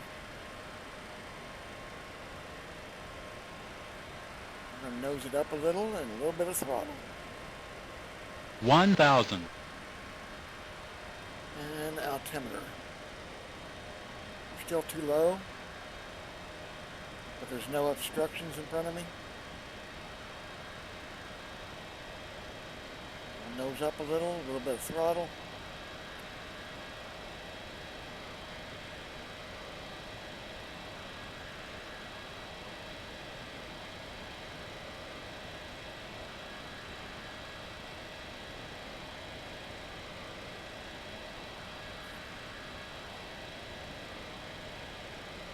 So guys, I use chase view because it gives me depth perception. I can see my shadow on the ground. In cockpit mode, I can't tell where I'm at.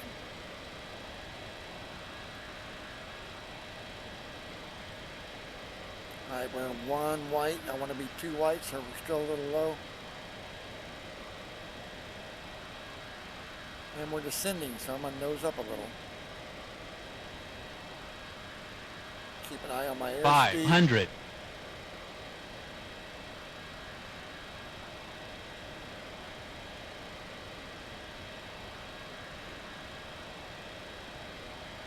400. Got no wind, so I shouldn't have to crab.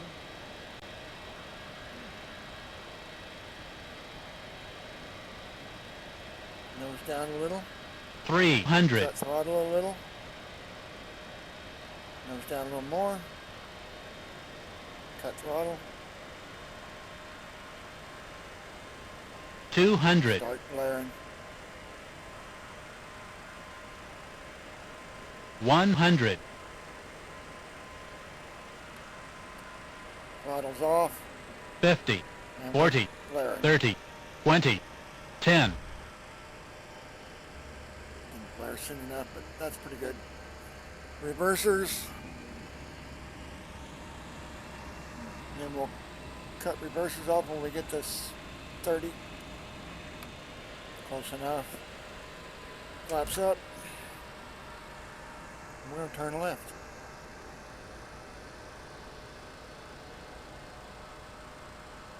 Well, guys, thanks for coming along. Welcome to Phoenix.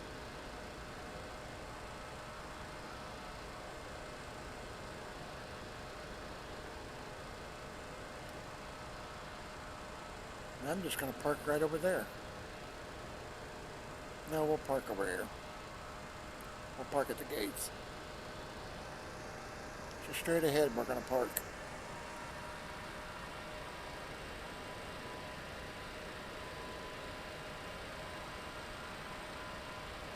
So we're going to Charlie.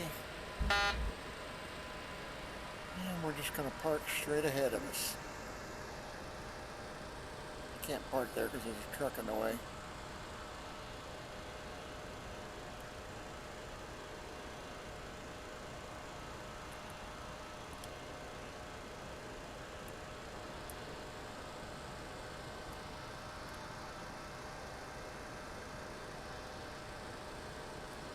Alright guys, we are at the gate.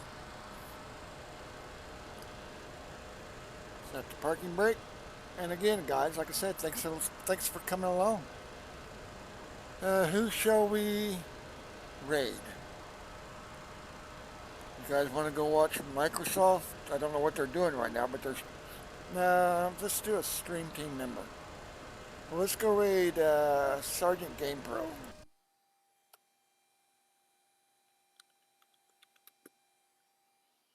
And make sure I spell it right. SGT _ Game Pro. So go over and tell Sergeant Game Pro that Modding Unlimited said hi, y'all. And again, thanks for stopping by. We appreciate it. We'll catch you next time. Modding Unlimited, we're out.